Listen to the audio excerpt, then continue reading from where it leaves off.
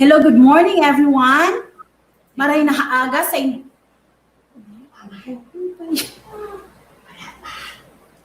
Okay, ma'am. On air na po tayo. Hello, good morning everyone. Maray na aga sa Gabos. Greetings from Bicol. I hope you are all safe and healthy and free from any anxiety and stress brought about by this pandemic. While waiting for other participants to join in, may I request everyone who are already in the webinar room to type in the chat box their region and provinces so that we will know where the participants are coming from. And those outside the Philippines, kindly state also your country. So while waiting po, let's tickle our brain cells so that later we are ready to listen, participate, and absorb whatever learning we are expecting from this webinar. So let's have some trivia and facts about Bicol, okay? So don't we know that Bicol comes from the word Bico, which was used to describe the river known as the Bicol River.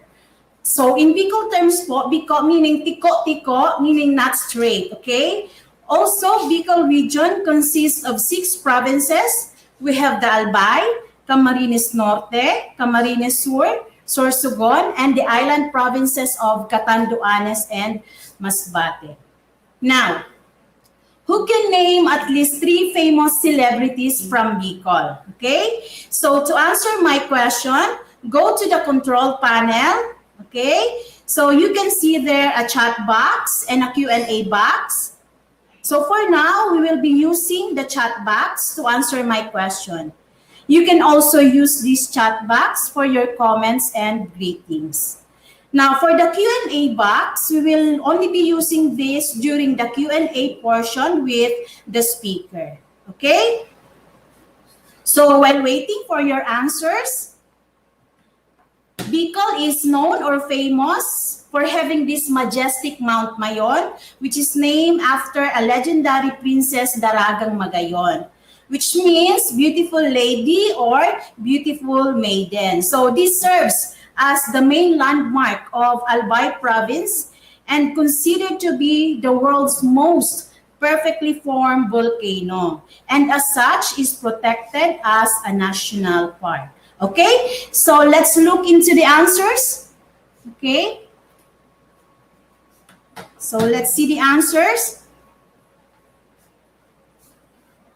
Okay.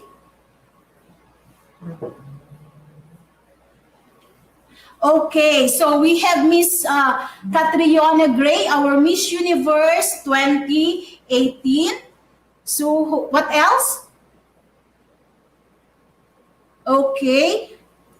Miss Nora Honor, our superstar. Okay. Who else? Okay, let's see. Okay. Okay. Enchong D from Naga City. Okay. So aside from those mentioned celebrities, we also have the famous veteran actor, the late Eddie Garcia, who is from Sorsogon. So we also have Andrew E. and Eli Buendia, who is from Naga City. So let's have another one. So who can give me the top 3 famous dishes in Bicol? Again, type in your answers in the chat box. Now, Bicolano cuisine is primarily noted for the use of gata and chili peppers, or yung tinatawag namin ditong sanggaria. The province is blessed also with a lot of coconut trees. So you would notice po, once you are in Bicol, most of the dishes are cooked in coconut milk. Okay? So let's see. Let's look into the answers. Okay? Yes, okay.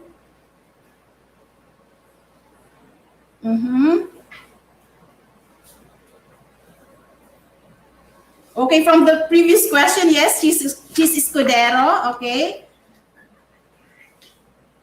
Okay, pinangat. Okay, pinangat or laing is actually a Bicolano vegetarian dish You can usually find this in the menu in any restaurants here in Bicol. So the common ingredients for this is, of course, the coconut milk, and the taro leaves or the gabi leaves, and of course the chili peppers or the sangria. So what else?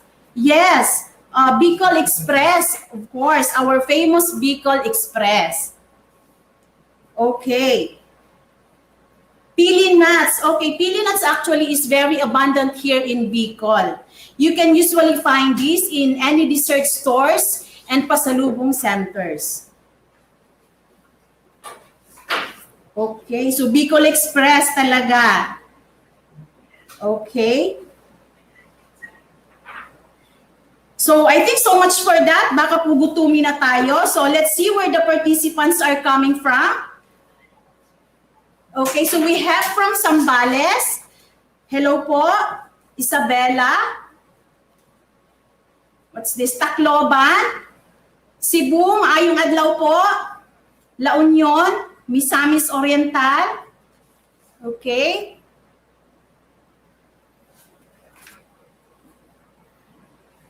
Okay, we also have from, all the way from UAE. Okay, we also have from Surigao del Sur, Bataan, Dagupan, Apayao, of course, from our own region. We have Legazpi, Sorsogon. Okay. From Masbate. Okay. So, India. Okay. We also have from the University of India. Okay.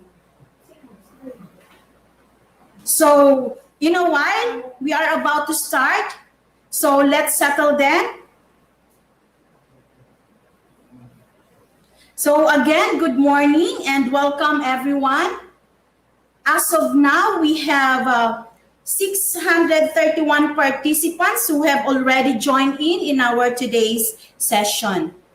This webinar is hosted by Bicol University Library System in partnership with Regalo Touching Lives. This webinar is entitled The Road Ahead, Challenges and Responses of Libraries in the New Normal. This is actually po a whole day event. We have one speaker for this morning and two for this afternoon session. The topics are the following: copyright issues and challenges faced by libraries in the new normal, information literacy, learning at the social distance, and the current public libraries landscape amidst COVID-19, the Laguna Provincial Library Experience. Our objectives of having this webinar is for us to gain best practices and prospects on how to respond to the challenges of the pandemic based from the experiences of other libraries. Also, to recognize the importance of developing online information literacy materials to ensure support to the learning of library users and to understand copyright issues faced by libraries, especially in its transition to the online environment. Okay, so my name is Flor de Les Mirabona and I'll be your moderator for this morning's session. I am joined by Sir Carlos Eclevia of Regalo Touching Lives.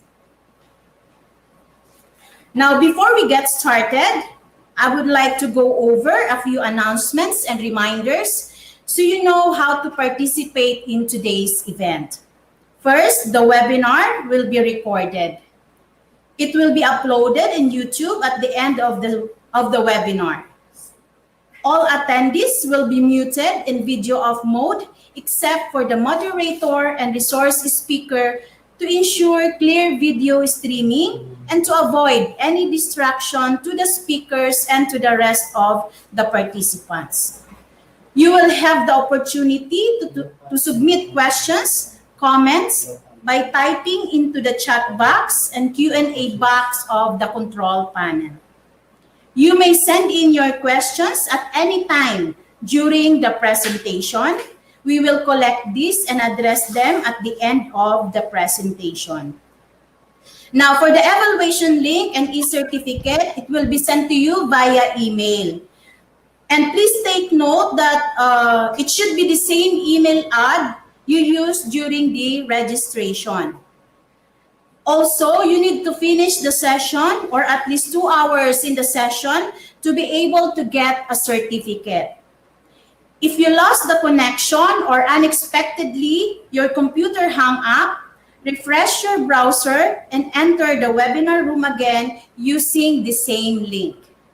And most importantly, of course, is your active participation throughout the session. Okay? So to give us guidance throughout the webinar, let us all bow our heads and place ourselves in the presence of the Lord. And this will be followed by singing our national anthem and opening remarks of our university librarian, Mrs. Maria Victoria Olaguer.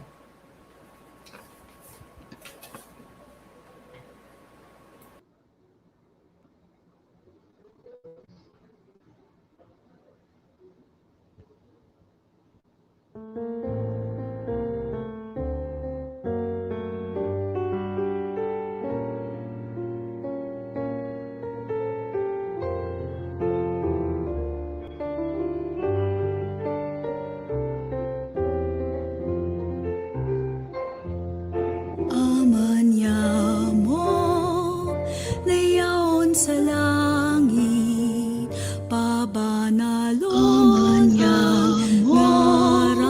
layon sa langit, magdabanalon kaharian mo, mangyari ang buot mo sa daga, ninsiring sa langit, ansa mo sa araw aldaw, itao mo sa muyangon yan, asin patawadon mo kami sa samong mga kasalan, siring na pinapatawad niya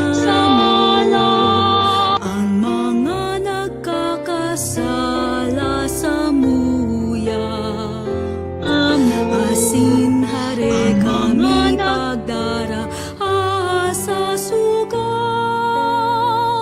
kundi agawa kami sa maraon.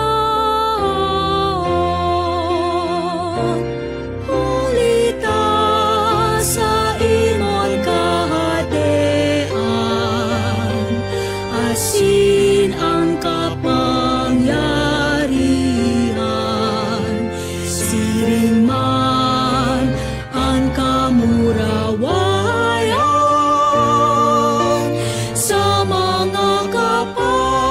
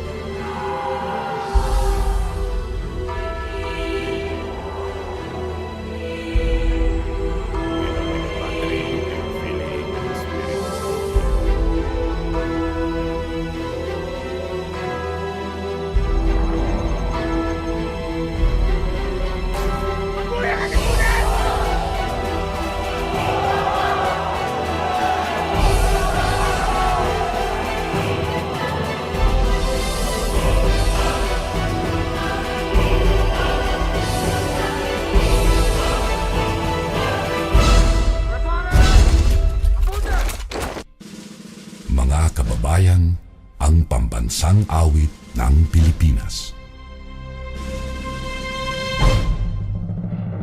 Kayang magiliw, telas ng sigatanan, alam ng puso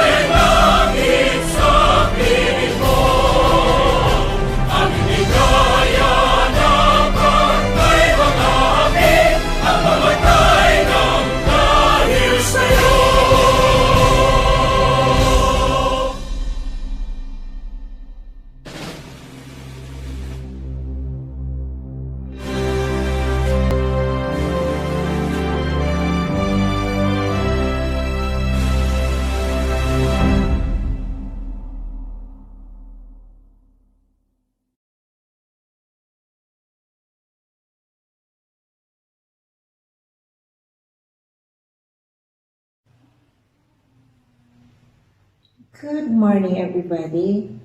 A warm welcome to each and every one of you.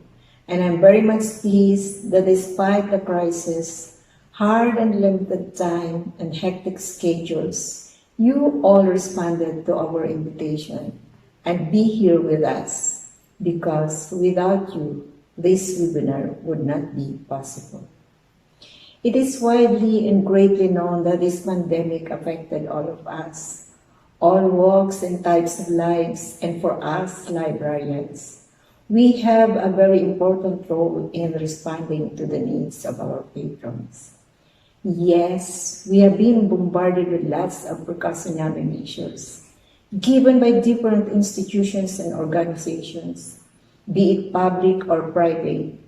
This challenges us to be able to respond to their needs, even in the midst of these difficulties.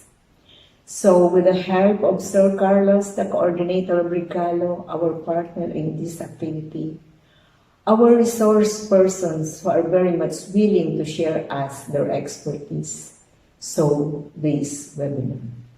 Again, thank you on behalf of the library group, and of course to our speakers and to all attendees. Thank you very much. Enjoy, and let this be a very fruitful day for us.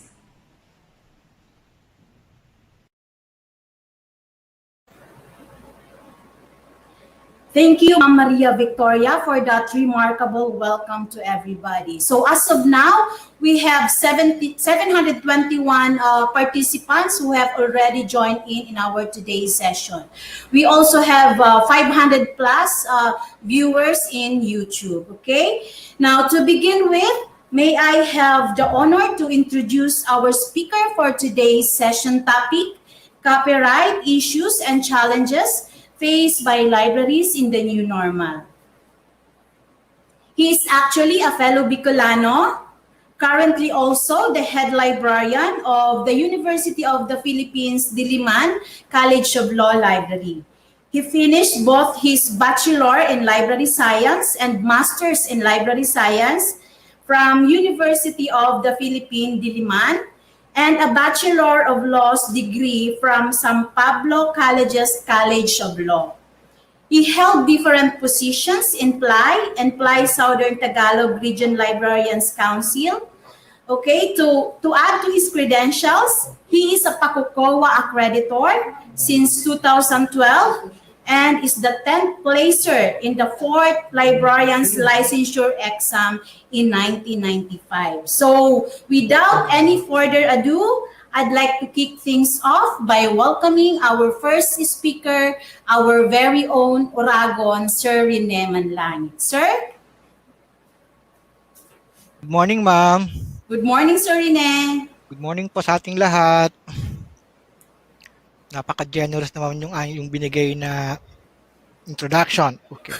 Oragon talaga. Oragon, a person of excellence, sir. Sige po. Wait lang, share ko lang po ang aking screen. Nakikita niyo po ba ang aking screen? Okay.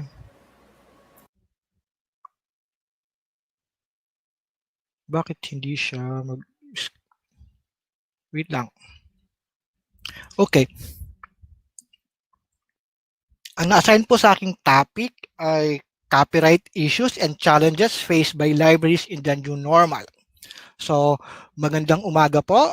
Maray na aga sa gabos na nag-attend ngunyan para nagising ng maaga para maka-attend ng webinar. Narinig niyo po ba ako? Paano ko malalaman? Okay, so okay lang. Tutuloy na ako ha. Okay. Sir. So, libraries play an important role in our society. The library resources, services, facilities create opportunities for lifelong learning.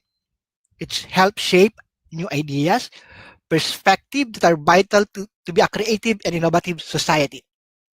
Libraries help ensure an authentic record of knowledge. In a world without libraries, it will be difficult to advance research and human knowledge for future generations. Copyright laws are revised to meet new challenges. Libraries are keenly aware of the need to maintain the balance between protecting the economic rights of author while safeguarding the public interest of libraries in our society.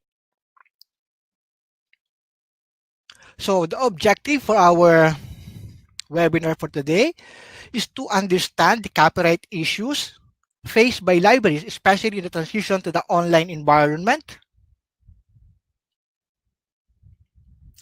With what is considered fair use, what may or may not be possible under the copyright law of the Philippines with regards to library resources and delivery of these resources.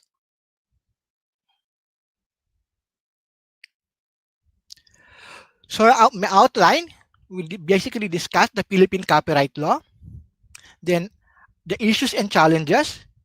In this instance, I would solicit the participation of our participants. Ano yung mga issues and challenges na face niyo po. Then, may suggested library strategies and moving forward. Our Intellectual Property Code of the Philippines, RA 8293, as amended, took effect January 1, 1998. It was amended by RA 10372 by February 2013. If you notice in your screen, we have Presidential Decree before, we have RA 166, 165, before finally the 8293 of 1998 and amended in 2013. So in below, you will show you could see the link of the IPC or Intellectual Property Code available in the IPOFIL website.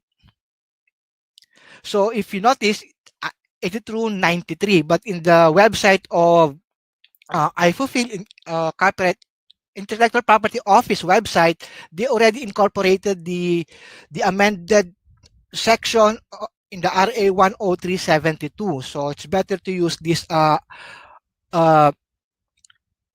version of the IPOFIL because it already included the amended section.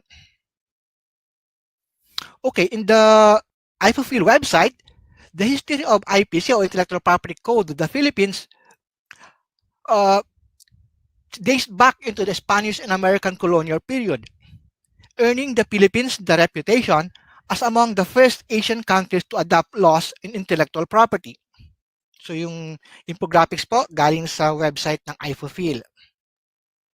So the term intellectual property consists of copyright and related rights, geographic indication, industrial design, patents, layout design, protection of undisclosed information. So doon po sa copyright and related rights, hindi lang po author or yung creator ang pinoprotect. Kaya po mayroong related rights or neighboring rights.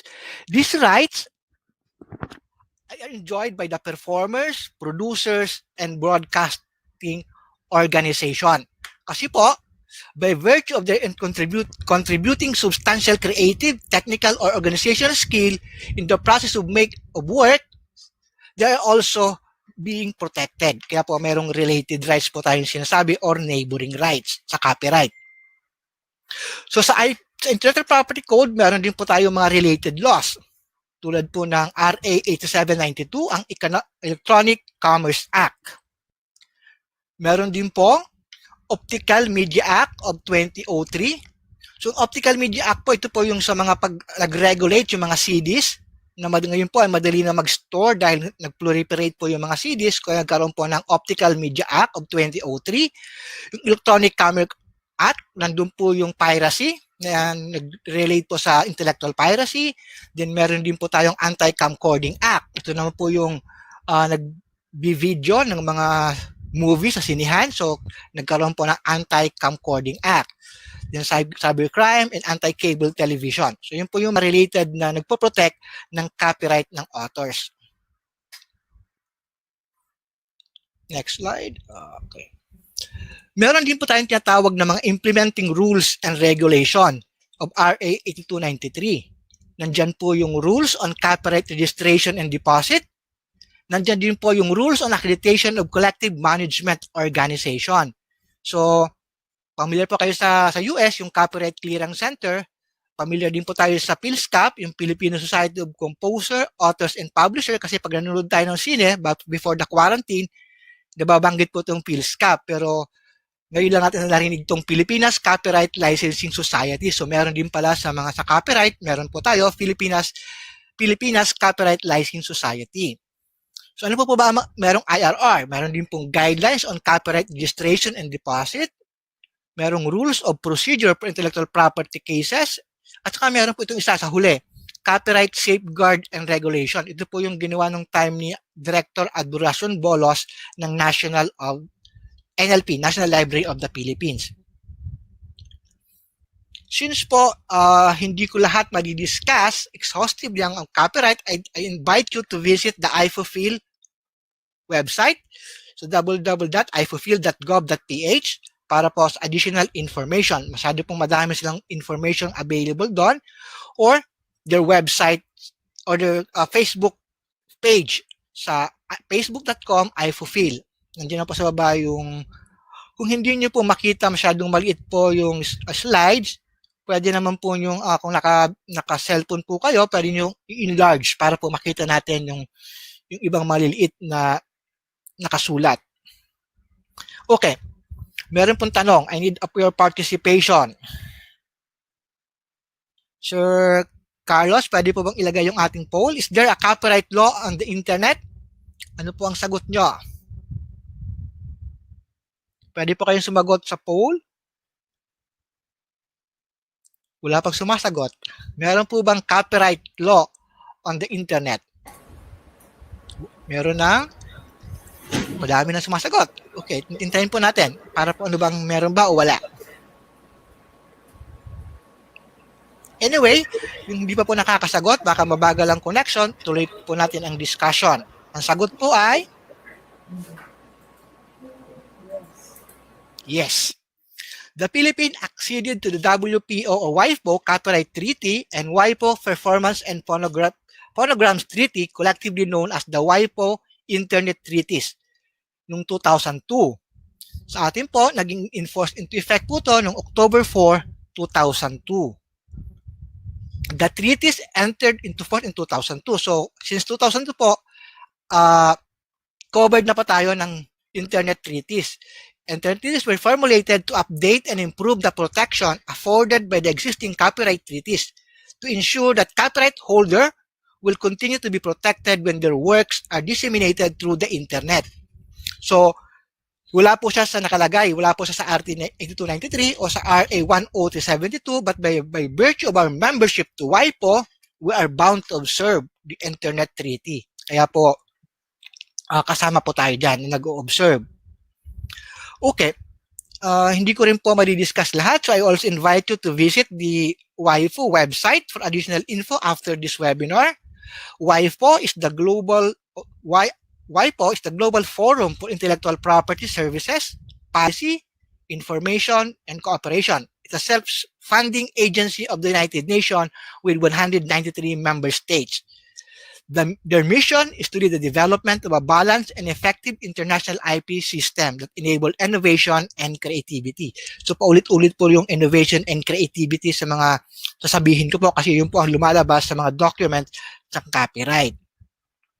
Meron din po silang WIPOLEX. A legal resource is a global database that provides free charge access to legal information in intellectual property, such as treaties administered by WIPO, other IP-related treaties, the laws and regulation of the member states of WIPO, the United Nations, and the World Trade Organization. So ito po ay free legal database na pwede po nating i-consult. Next, scope and limitation. So medyo madami po akong nabanggit, but our webinar for today will only talks about Philippine copyright law as it pertains to libraries. So ang focus po natin sa libraries para lang po meron tayong direction. Mababanggit din po yung iba pero hindi siya masyadong pagtutuunan ng pansin. And also minimal discussion on related rights dun po sa mga performers, broadcasting industry, so hindi pa siya pag-uusapan masyado. Next. Okay, what is copyright? Copyright or author's right is a legal term used to describe the rights that authors or creators have over their literary and artistic work. Copyright grants authors like writers, musicians, artists, protection over their work. Protection consists in providing authors with ownership or property rights or exploitation rights. So nagkaka-interchange po yung ownership right, property rights, or exploitation rights. We take into account their material interest. Under copyright, authors are entitled to protection against unauthorized use of their work, as well as possible share in any earning from its use by the public. So, International Copyright Symbol and Notice, example po, RBM Corporation 2019, does not have to be affixed to the work for it to be copyright protected. So, hindi po siya needed, pero for purpose of enforcement, kailangan lang ilagay para alam, pag meron kang copyright infringement, mas magandang meron kang ganyang notice. Pero hindi siya not needed. Pero for purpose of enforcement, kaya nga meron din po tayong tinatawag na nagbibigay tayo ng deposit copy sa National Library, nagre-register tayo sa National Library para for purpose of enforcement, merong kopya. Okay po. So what are copyrightable works? Under Section 172, madami po to, A to O. So madami. So ito po ay among the literary and artistic works include books and other writings, musical works, films, painting, computer program. Copyright protect both the original and derivative work. In our IP code, works are protected by the mere fact of their creation, irrespective of their mode or form of expression, as well as their content, quality, and purpose. Kaya pwede po sabihin natin, bakit iba wala namang content, wala namang quality, pero still, they are protected by copyright by the mere fact of their creation. Okay, ano naman po ang hindi protected by the copyright? Under Section 175, ito po yung unprotected subject matter. Ito po yung any idea, procedure, system, method of operation, concept, principle, discovery, or mere data. Hindi po to protected. Sample po, Bicol University nag-develop ng procedure how to use a scan machine. So other library could also develop a procedure kasi hindi po siya copyrighted. So yun po ang purpose nun. Pero yung ginawa ng Bicol University na procedure, meron na siya, pwede siya mag-enjoy ng copyright. Pero yung paano gawin uli ng iba yon, pwede pa rin gawin. Kasi nga, hindi, yung paggawa, hindi protected ng copyright. Pero yung output ng ginawa, yun ang protected. Ano po? Nagkakaintindihan po ba tayo doon? So yung idea, sample, nakaisip ka na paano gumawa ng gamot sa COVID. So hindi yung ginawa mo na paggamit ng hydrochloroquine ba yun, hindi yung protected. Pero yung nagawa mo, dahil doon, yun ang protected. Pero yung idea paano mo gagawin, yun po ang hindi. Ano po? What are the rights conferred to the author of a work? Normally, economics right and moral rights. Yung economics right po, nasa Section 177 and Section 193 yung moral rights. So 177, rights that enable the author to earn from his work. So ito po yung economic kasi na kumikita yung author or creator. So Section 193 naman, rights that govern the author connection to his work. So yung attribution.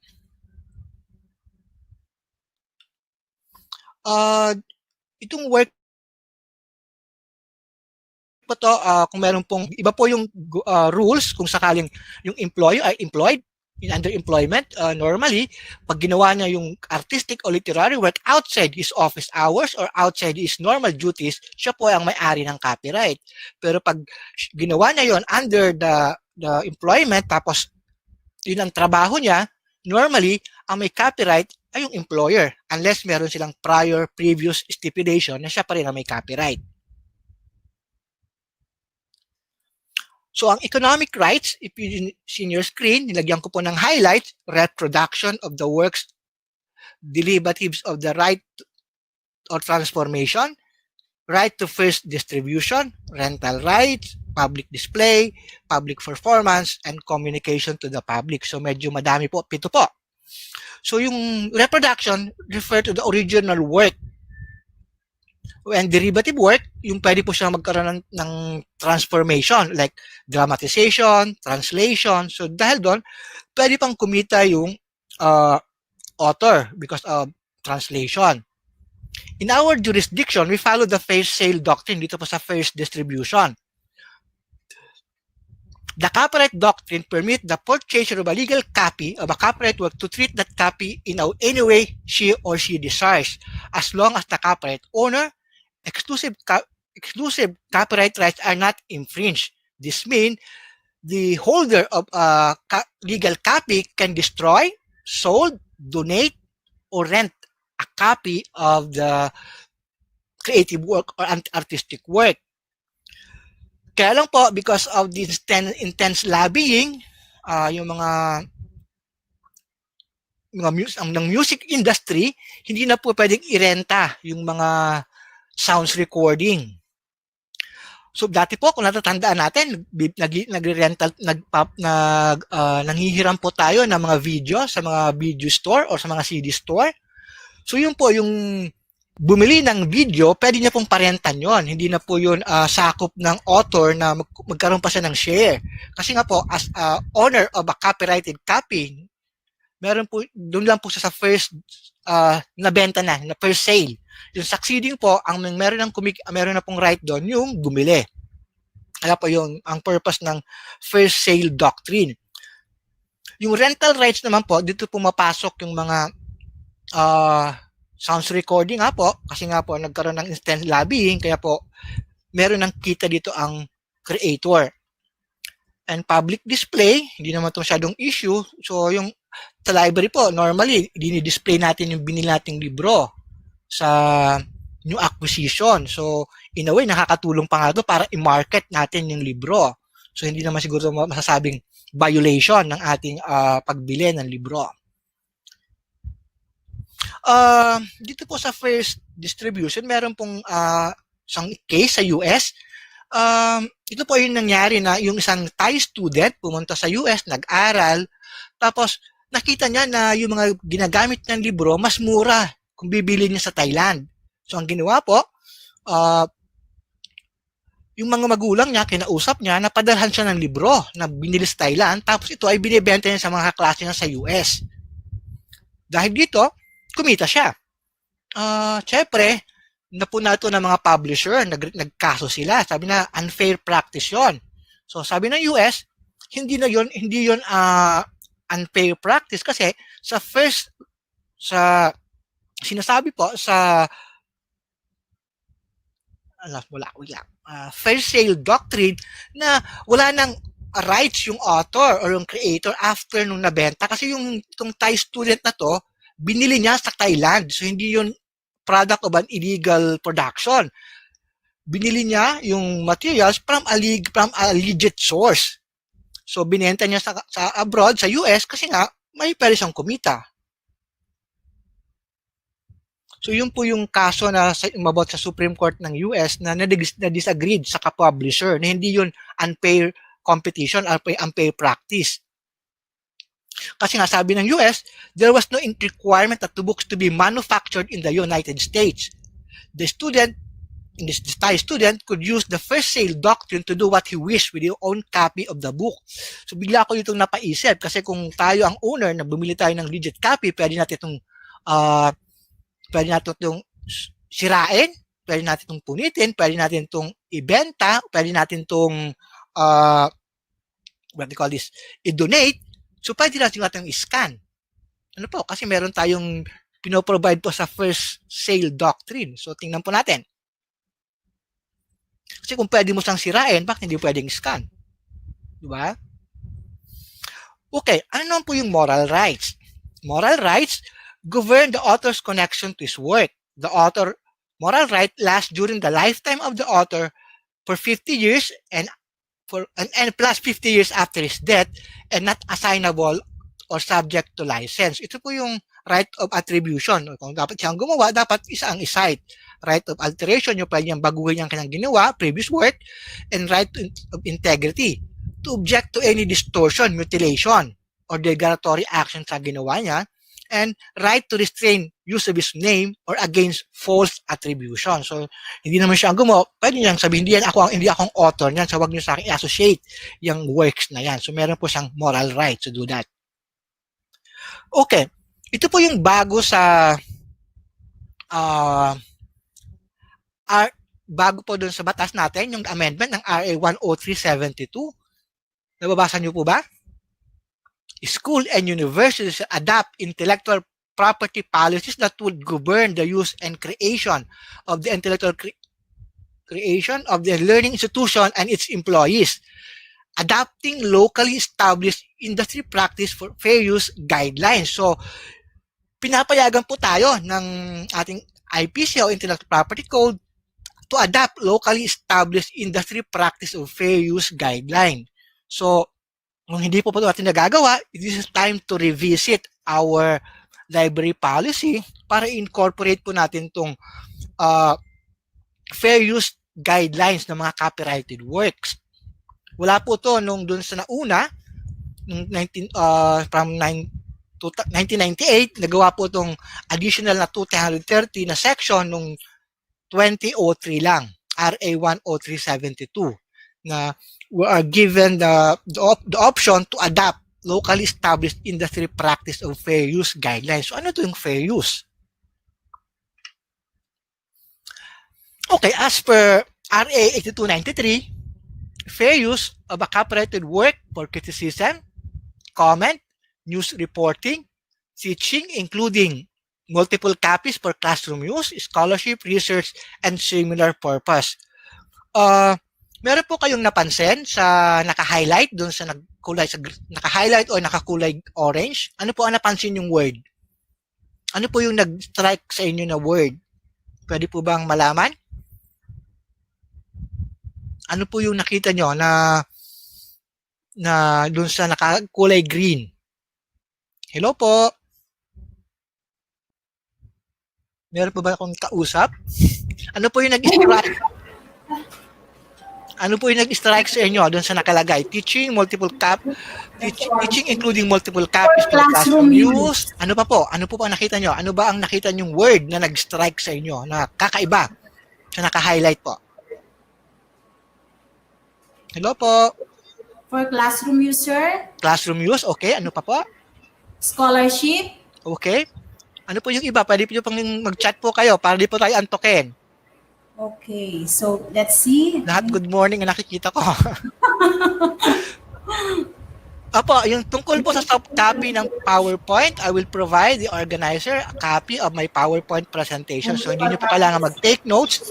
I will give you a PDF copy po. So Yes. wala problema para po yung mga links, yung mga URL na nakalagay dito, pwede niyo pong puntahan. Okay, sir. Meron nakalagay. Yes, Multiple multiple copies. Okay. copies. Multiple copies. Buti napansin niyo yun. Kasi naka-bold, naka-caps lock na siya. So, ano pa?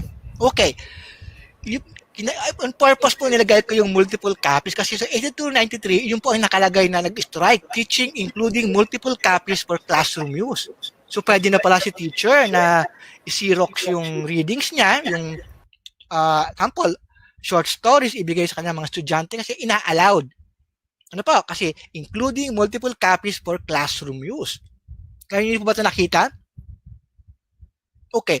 Ito po ay simula noong 1998. Kasi po, by 2003, ano po napansin nyo? Ano na po napansin nyo dun sa multiple? Ano nangyari? Limited na lang, sir. Ayun. Di ba? So parang yung mga copyright owner, nung napansin nila, ay may mali dun sa 8293. Kailangan nating baguhin, hindi siya multiple copies. Limited copies for classroom use. So kaya po, kung ang basis po nyo ng copyright law, ang ginagamit nyo po yung una, yung ginagamit po nyo ang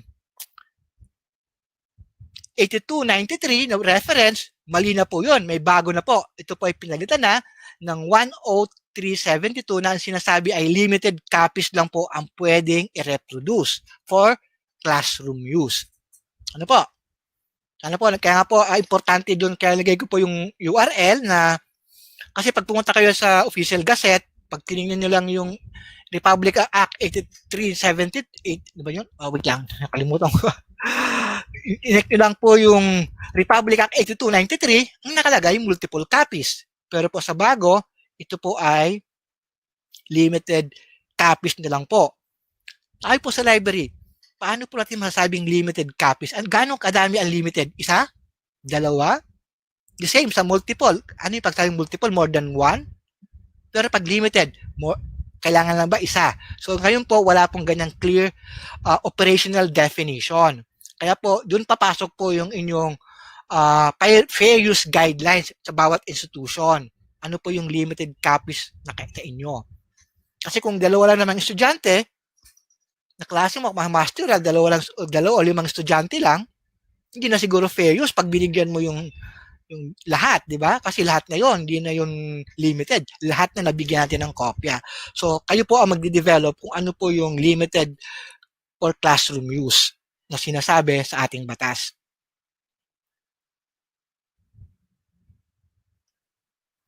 Okay.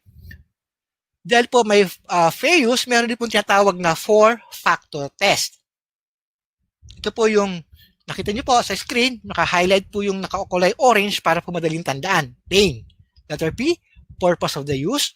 Ano po yung purpose? Ito po ay for commercial or non-commercial use. Ano po yung mga non-commercial use? Educational use, research, historical, personal, for self-study. Then, ano po yung amount of the work used? Kasi po, ito ba ay several, buong chapter ba? The entire book ba? O one page lang? So, para po malaman na fair use yung gamit, kailangan po natin itong tingnan. Ano ba yung nature of the work used? Ano ba yung copyrighted work na ginamit? Ito ba ay unpublished or published? Ito ba ay government publication, which normally do not enjoy copyright? Then, ano po ang effect of the use on the value for the original? Kung meron po tayong gagamitin na fair use.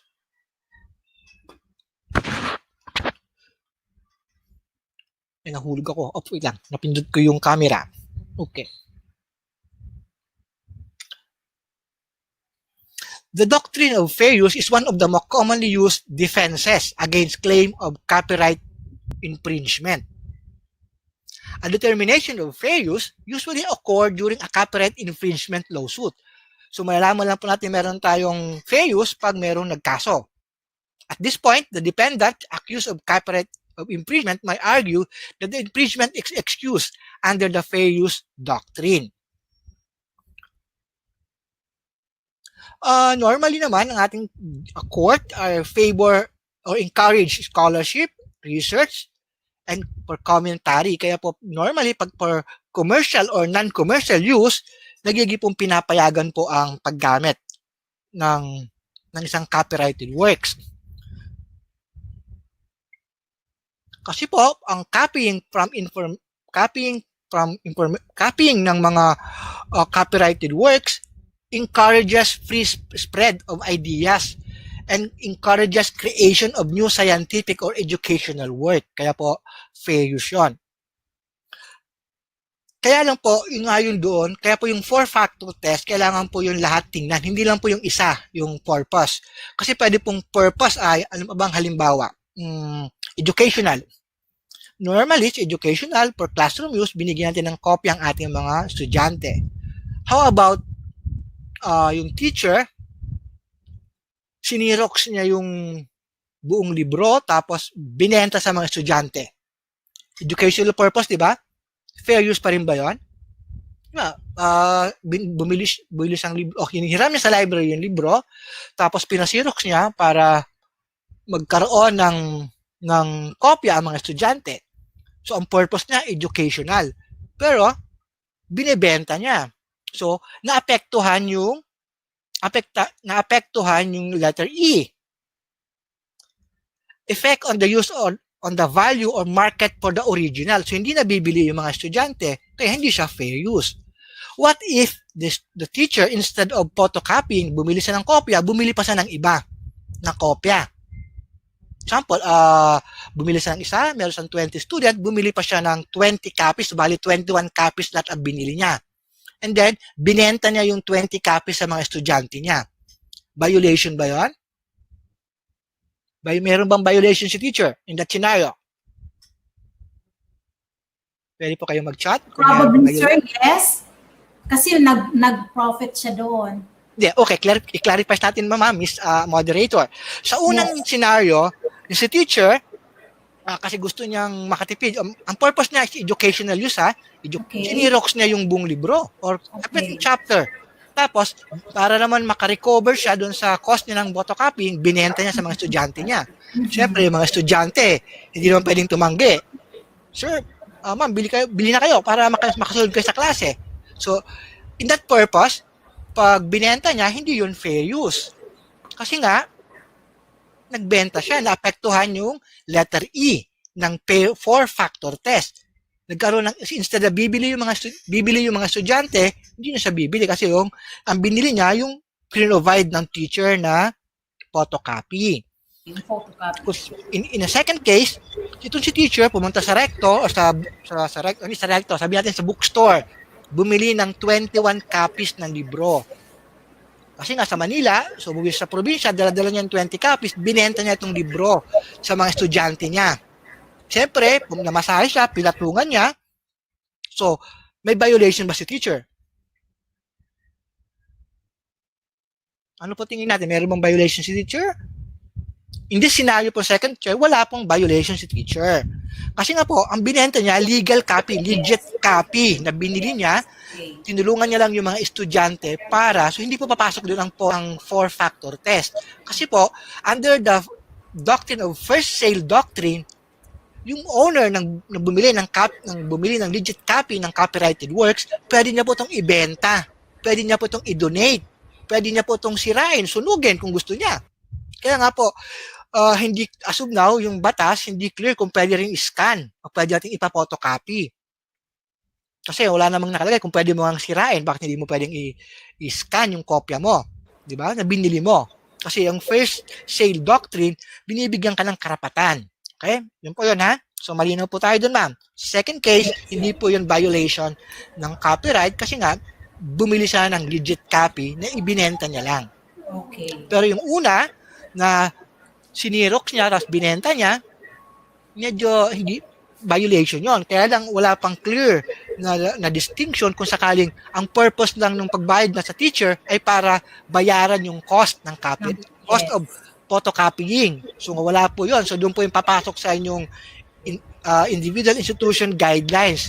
Kung pwede ba si teacher na nung pinasirox niyang pages, gamit yung limited copies ay pwedeng fair use kung papabayaran niya yung cost of Xerox. Hindi yung cost ng binili, yung ni-reimburse lang si teacher sa cost of photocopying. Okay po.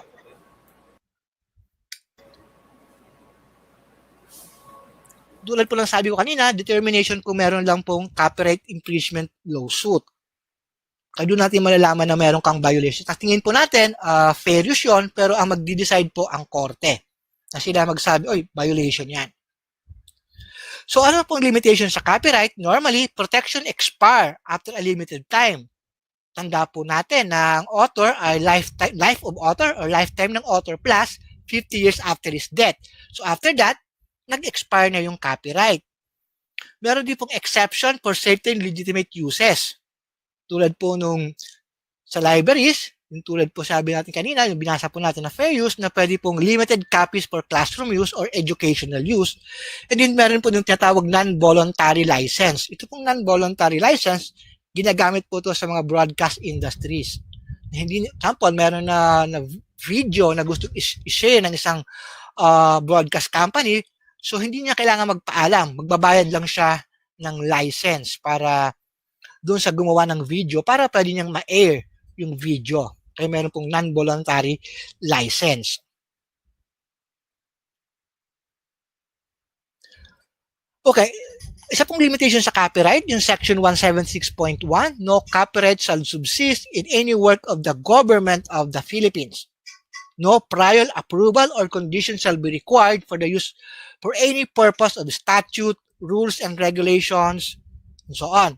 So prior approval of the government agency involved where the work is created shall be necessary for exploitation or for profit. Such agency is entitled for payment of royalties. Ano po ba to? Sample po to. Scrap. yung statute po, o yung ang laman po nito ay jurisprudence or cases decided by the Supreme Court. Dahil po ay ginamit nila to ng central bookstore for commercial use, they're liable for royalties sa government. Pero ang tanong, pag sinirox ba yung mga cases, lalo sa mga law school, parang napaka-common po to, na sinisirok yung mga cases. Bawal po ba to? Violation ba ito ng copyright? Ang tanong, ano ang ginamit na source? Kung ang ginamit mo ay Philippine Reports, there's no violation kasi nga, Philippine Report is a publication of Supreme Court, publication of the government. Pero kung ang ginamit mo ay SCRA, medyo may violation tayo doon kasi kinumpile na to ng central bookstore para madaling hanapin, madaling kasi kung mismong galing sa Supreme Court yung mga cases nilang ginawa natin, pwede mo siyang i-xerox. Kaya lang po, dahil siguro ang central, hindi naman sila masyadong mahigulong kahigpit or hindi hinahayaan po nila, so right po yun ng creator, yung nag-compile ng mga statute na to na hayaan lang ng mga law student na xerox. Pero pwede po yun sa PR report kasi nga, publication to ng government. Ganon din po sa laws or statute. Diba? May binibigay ang mga sa Senate o sa House na kopya. So, pwede rin po itong i-xerox kasi nga government ito, work ng government na normally walang copyright. Okay lang po? Di ba kayo bugbog sa maraming info? Nakakasunod pa po ba tayo? Or mamaya tayo maraming tanong? Kasi medyo batas po to, so medyo technical po, madami po mga nitty-gritty na kailangan po nating sabihin. Okay. Isa po sa mga limitation din ng copyright, ito po yung tinatawag na Marrakesh Treaty, which is facilitate access to published work for purposes for the person who are blind, visually impaired, or otherwise print disabled. Kasi po sa isang workshop na ginawa sa BGC, sinasabi dun sa nilabas nilang papers na only 7% of published materials are pwedeng mabasa ng mga visually impaired. Yung around 90% wala silang access, kaya po pinayagan for humanitarian reason na yung mga publication na normal publication, pwede po siyang i-reproduce na pwedeng malaki ang font para lang po sa mga visually impaired, para po part of our tulong sa ating mga physically handicapped or ano bang correct term, politically correct term doon para po makakasunod, meron silang productive member of our society. Kaya po for humanitarian reason, pinayagan po to ng WIFO through the Marrakesh Treaty. Okay. Isa po itong amendment din na sinama na sa ating Intellectual Property Code Section 104.1. So, ito po ay dun sa, wala po ito sa original, nandito po ito sa amendment, RA 10372, na reproduction or distribution of published work or materials in a specialized format exclusively for the use of the blind, visually, and reading impaired person. Ang purpose po dapat ay non-profit basis. So, pwede po ito mag-print, mag-reproduce ng mga large o yung malaki ang font ng mga publication para mabasa po ng mga visually impaired or gawin po ito ng braille, na may braille version. So, pwede po yon. Ito po yung parang derivative works na hindi violation ng copyright kasi nga meron pong Marrakesh Treaty. Madami rin po yung limitation on copyright sa batas po. Medyo maliit po siya. So, around 12 po to. Yung recitation or performance, quotation. So, nakalagay po yan. Kaya po, yung huli nga po, yung number 12, yung nga pong sa Marrakesh Treaty na ina-allowed po ang reproduction or distribution for in a specialized format for the blind. So, yun po yung bago na limitation on copyright na dagdag. So, the rest po, no, dati na po yun. Okay, dito po tayo sa reprographic reproduction by libraries. Reprographic, meaning pwede pong Xerox, pwede pong scanning. So, yung definition niya. Okay, sa study po na ginawa ni Crew, study on copyright limitation and exception for libraries and archives, ito po ay WPO study, found out that statutes relating to library exception differ greatly from one country to another. So hindi po para-pareho ang mga limitation or exception na sinusunod ng copyright sa bawat bansa. Sa ating pong bansa, taking doon po sa study, ito po ang nakalagay. For number 1 sa section 188.1 and section 188.2, who can copy? Ito po ay libraries and archives. Ang condition po, the activities of the institution must be not for profit. So, non-profit purpose po dapat yung libraries and archives. Parang wala namang libraries sa Pilipinas or archives na for profit. Parang lahat naman po or generally, karamihan na established for a non-profit purpose or non-profit, established as non-profit organization. Wait lang po. Okay lang po ba tayo? Hindi pa po tayo napapagod? Makinig sa akin? Kung nakatulog na po kayo. Hindi, actually, sir. Yes. Actually, sir, one of the participants said that your topic is indeed very interesting and informative. So, Okay. sa palagay ko, hindi sila natutulog, sir. Kasi di ko kasi kayo nakikita. So, bakit yung sa new normal, tulad nung sa normal conference, nakikita mo yung participants, pwede kang mag-joke, pwede kang mag-komanta muna para ma-entertain. Hindi scenario. Naka-default, hindi po natin nakikita. So, kung meron po kayo na medyo naiinip po kayo, kung meron po kayong tanong, ngayon pa lang po, mag-isip na po kayo ng tanong kasi medyo mahaba ang ating oras. So, Actually, sir, marami na tayong tanong ditong nakastart. madami na ba? Grabe, kinakabahan na ako. Anyway, mahaba po yung oras kasi dapat dalawang topic ngayong umaga na parang na hindi na available yung isa. Kaya po, ako na lang. So, mahaba pala ang oras ko, hindi lang 1 hour. Okay. Okay, sir. Dito po sa lending fragile or rare works, what can be copied? Ito po yung fragile character or rare na yung materials. O hindi pwedeng ipahiram in the original form. Yun po yung requirement. Tapos, kailangan a single copy may be made or limited number of copies allowed as necessary to fulfill the institution mandate. So kung normally kung ang mandate government institution ka, you provide copies to other branch office mo, so pwede po 'yon. Lalo na pag rare, so normally you create a surrogate copy kasi po yung original ay masyado ng fragile or sobra na siyang rare, baka mawala. Isa po ang nakita ko dito sa fragile or rare, ang isa pang pwedeng natin sigurong ilagay yung paano po pag libro ay sobrang mahal. Naka-experience na po ba kayo? Ano ba yung pinakamahal na libro na nabili nyo? Pwede po kayong sumagot sa chat. Ano po yung pinakamahal na libro na nabili nyo? Personal ba yan, kuya? Hindi, pwede sa library. Ano ba yung nabili nyo na pinakamahal? Ano ang natatandaan nyo? 1,000? 2,000? Mas mataas, sir. May 15,000. Okay? Minsan meron ako nakitang sa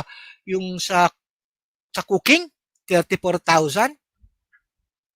Sa law, mga normally may mga 15,000 na cost isang libro.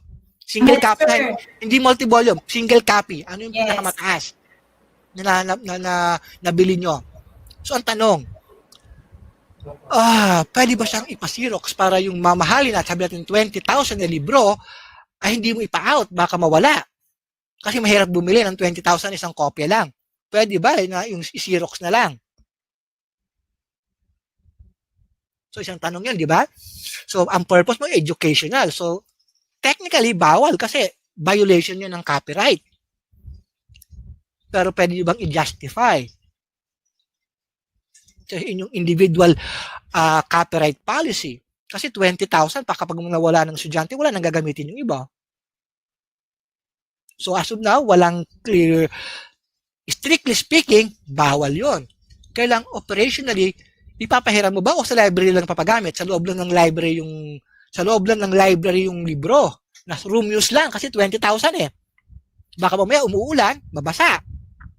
Diba? So yun yung mga na purposes of preservation ng mga mamahaling libro natin, hindi natin siya ina-out. Pero ito dito sa batas ng 188.1 and section 188.2, it pertains to preservation sa mga rare and fragile copies. Okay, so yung kaibahan po so hindi po yung dahil mamahalin, pwede natin siyang save. Ang purpose natin, preservation. Hindi po yun magkahiwalay. Although pwede rin siyang preservation kasi nga baka masira yung mamahaling librong binili natin, pero hindi po siya yung preservation na sa isip ng batas. Ito po ay dapat ay mga fragile character na brittle na yung publication na bago pa sa mapunit-punit, i-reproduce na po natin. Dati po ang pag sinabing reproduce, we're only thinking of sinisirox o pinopotocopy. Pero ngayon, pwede na po siguro i-digitize para magkaroon tayo ng surrogate copy. Ano pa ba yung next na mga reprographic reproduction by libraries? Yun po kanina, yung preservation and replacement. As usual po, ang condition kailangan non-for-profit, limited number of copies allowed as per institution mandate. Ano ang purpose of the copy? To preserve the work. Kasi nga, kung brittle na, ano pa ang purpose? Sayang naman. Kasi nga, isa nga po sa purpose ng library is preservation of knowledge, preservation of culture. Yun po yung ating sa mga function ng library. So, yun po ang medium of copy, reproduction. Okay po. So, next slide. Pwede rin pong research or study ang purpose. And who can copy? Libraries and archives. The same po, non-for-profit. So nakalagay po dito, reproduction is permitted where it is necessary and considered expedient to supply the works to users. So ano po yung expedient use? For educational use. So pwede pong i-provide ang certain pages para po for purpose of research or study or teaching. So pinapayagan po yon reprographic reproduction by libraries. Or limited number of copies allowed. The purpose of the copying is for purposes of lending. Kasi po ang library is public lending. So yun po ang ating, hindi lang po tayo nag-reproduce para po ibenta. Public lending. So pwede po yun. Ito po, may dagdag po uli, yung anti-circumvention of TPM. Ito po ay additional po to doon sa earlier 1998 na batas po natin. Sa 2003 na amendment, nilagay na po itong TPM. So, discuss po later po ito natin siya. So, meron din po doon sa studying ginawa ng wife po na ano yung mga nakalagay sa batas na nakasulat sa batas. So, sa ating pong copyright law, nakalagay po yung fair use. Naka-specify po yon. Naka-specify din po yung neighboring rights. Meron din pong provision about legal deposit. So, meron po tayong legal deposit sa NLP at saka yung mga legal related sa Supreme Court Library. At dyan din po yung sa importation. Nakalagay po doon na up to 3 copies of works may be imported for use in libraries if the work is not available in the Philippines. So, specific po sa ating intellectual property code na po we could import for 3 copies of works. So, reproduction po, ang definition is the making of one or more copies temporary or permanent, in whole or in part, of a work or sound recording in any manner without prejudice to the provision of Section 185 or fair use. So, pinapayagan lang po tayo mag-reproduce subject to the provision of fair use. It's either temporary or permanent. So parang ginawa po itong batas, ang reproduction, ang concept ay photocopying. Kasi po itong 1998 pa po yung original na batas, yung 83, yung 83, ano ba yung batas? Yung 83 something, and then yung amendment, mas matagal na po. So 1993, yung amendment 2003, ngayon po ay 2000 na po ngayon. So almost 7 years na po. So kailangan uling bago i-revise yung batas para po i-include dun sa reproduction yung scanning. Para updated po tayo. So ito po yung nilagay sa 10372 technological measure. Means any technology, device, or component that in the normal course of operation restrict acts in the respect of a work. Ito po yung familiar po tayo sa mga CD na pag bumili tayo sa abroad, hindi pwedeng ma-play sa Pilipinas kasi nga itong CD na to merong TPM. Pwede lang i-play sa North America, pwede lang i-play sa South America. So, pero sa Pilipinas, hindi pwede kasi nga may geographic restriction because of TPM. Na pag binviolate mo yon, may violation ka ng hacking, dun sa protection na inilagay ng creator or publisher. So makikita po natin na ang copyright agreement accruing to rights holder or to the author are international and guaranteed. So pag napansin po natin, aral po natin yung mga copyright sa ibang bansa, pero po yung library exception and limitation, depend po to sa national legislation natin. So magkaroon po dapat ng national legislation and optional kung gusto po natin gawin or hindi. Kasi po tulad sa atin, ang ating copyright law ay patterned sa US. Sa US meron na po doon ng ILL o interlibrary loan, pero hindi po yung isinama sa atin. Wala pong ganon sa ating provision ng copyright. So the challenges facing libraries are linked in large the fact that international copyright agreement guarantee exclusive right for authors and right holders. The interpretation of the exception and limitation in titles such as libraries depend to the policy of our national legislature kung i-implement niya po ito o hindi. Kaya optional lang po yung limitation.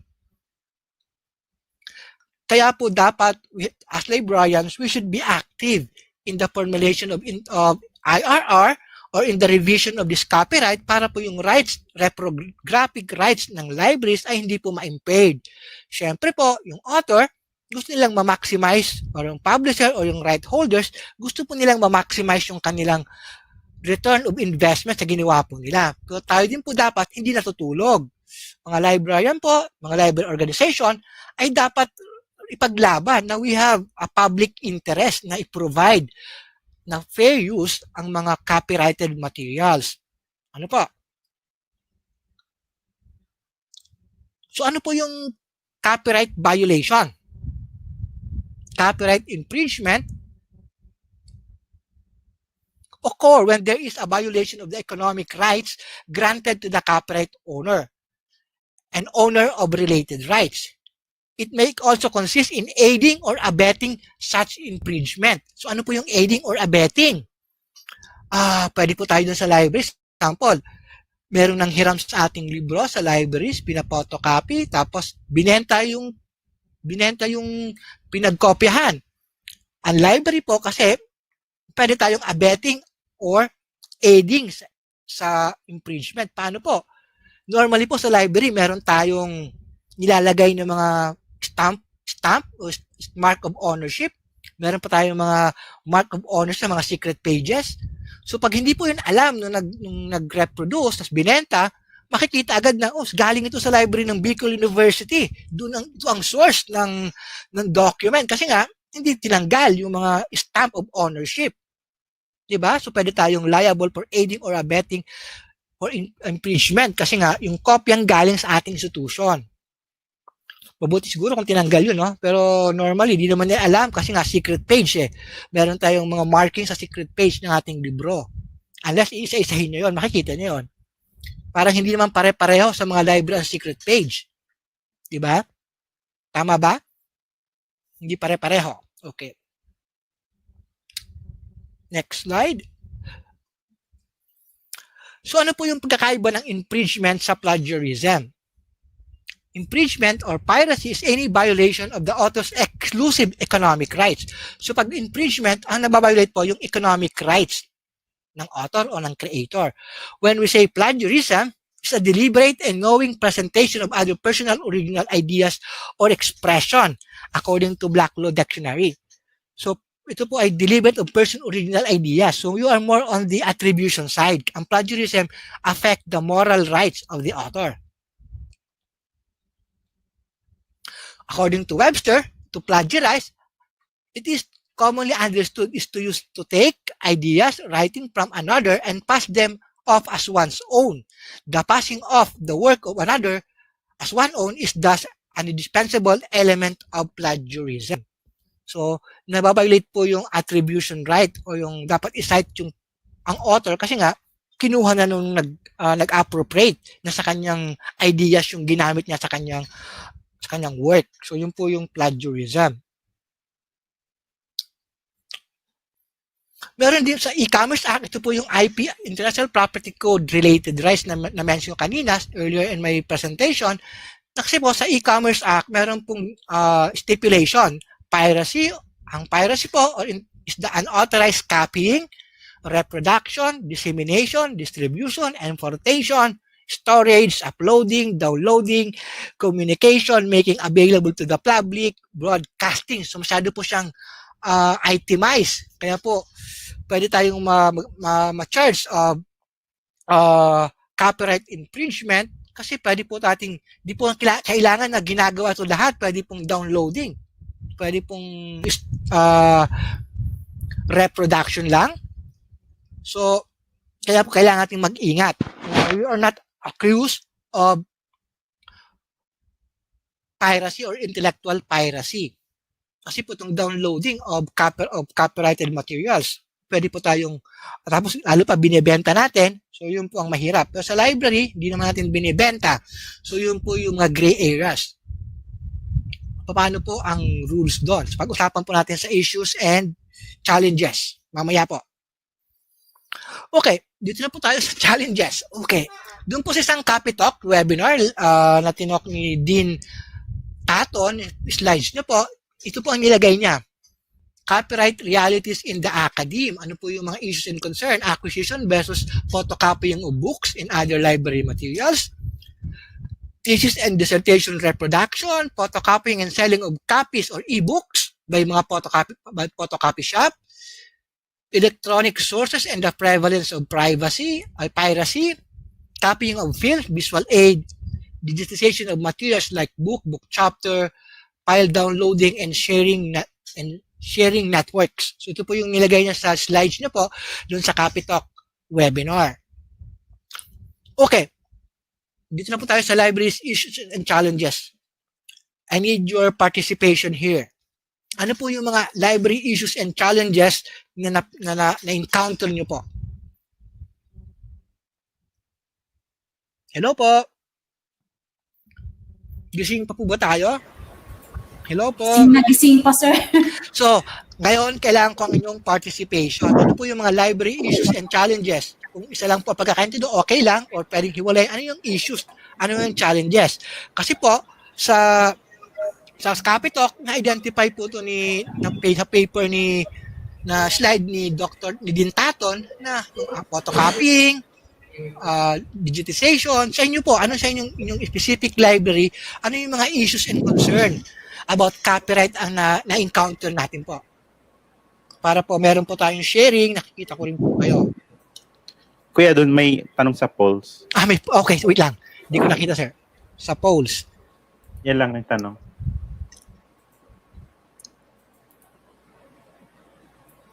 Tapos yung mga sagot nila nasa chat box. Okay.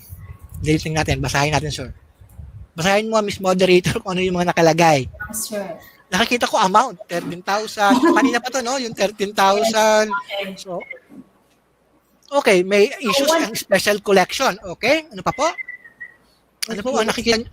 Meron pala sumasagot ng mga pera, yung magkano amount. Maritime book, so nahuli sila. Delayed ba tayo, sir? Hindi po, itaas niyo lang po yung ano niya. Okay. Nasa taas na po yung tanong. Ay, yung mga manipis sumasagot. po ang soft copy, 8K, manipis na soft copy. Architecture books, SRA 34,000. So ano pa po? Ano pa ba nakalagay ano pa mga sinagot ng ating mga participants? So, yung pinakataas ko rin nandoon. Pinakataas. Mali ba ako mataas? Ano ba yung tali ko? Ito. Photocopying of all reference books. Photo duplication of library books. Sharing of e-books. Okay? Ano ba po?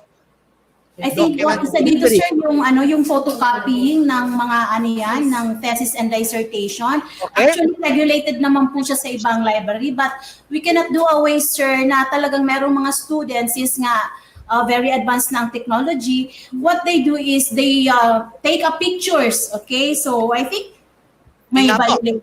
Oh, yes. Yun nga po. So, kailangan nating i-update. Timely po itong pandemic, kailangan po nating i-update yung ating library policy.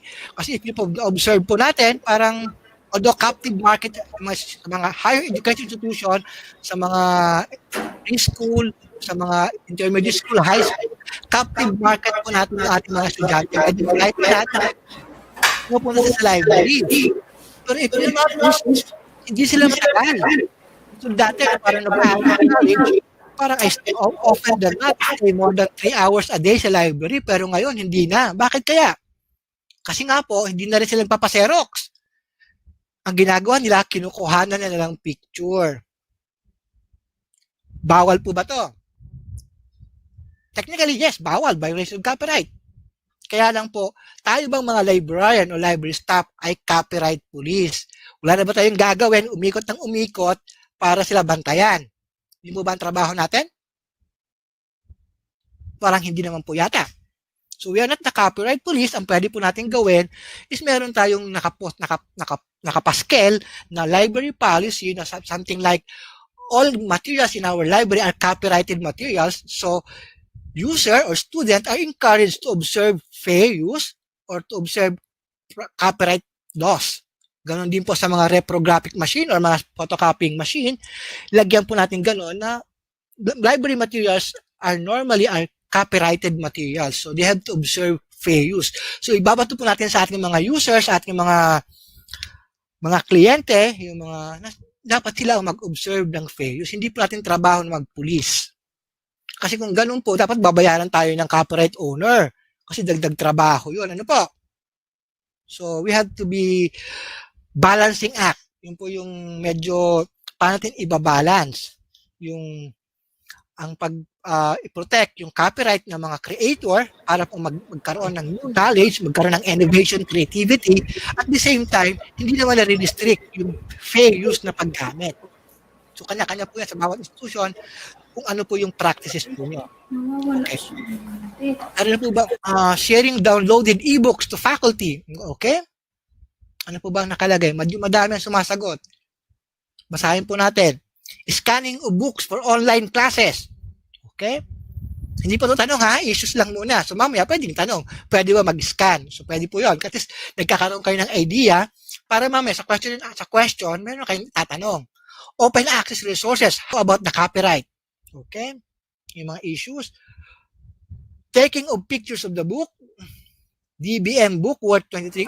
Meron pa rin nagbabayad, allowed po ba sir to take pictures ng pages sa thesis? Okay.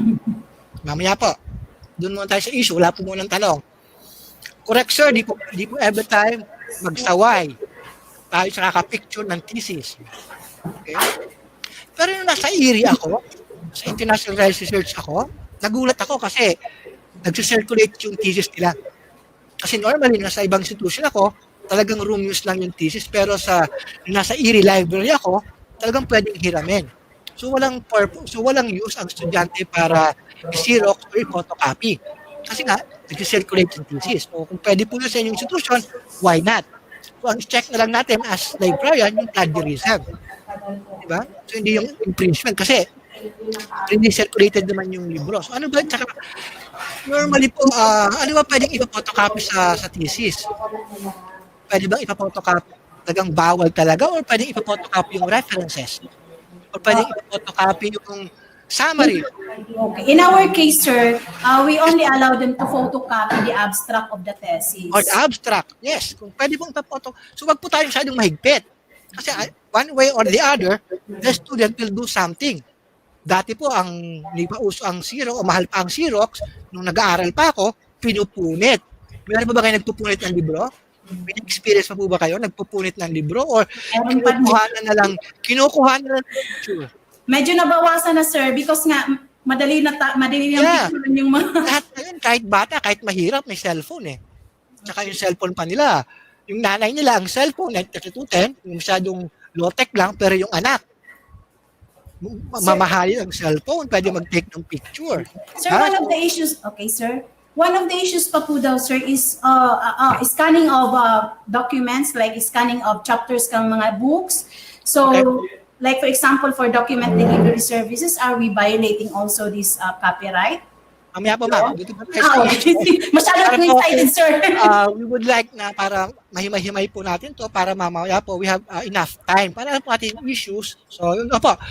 Meron po, long before na may mga DDS, meron na pong DDS sa library, Document Delivery Service. So, meron po tayong DDS, Document Delivery, meron tayong Interlibrary Loan or ILL na tinatawag ng mga library services. So, Ano pa po?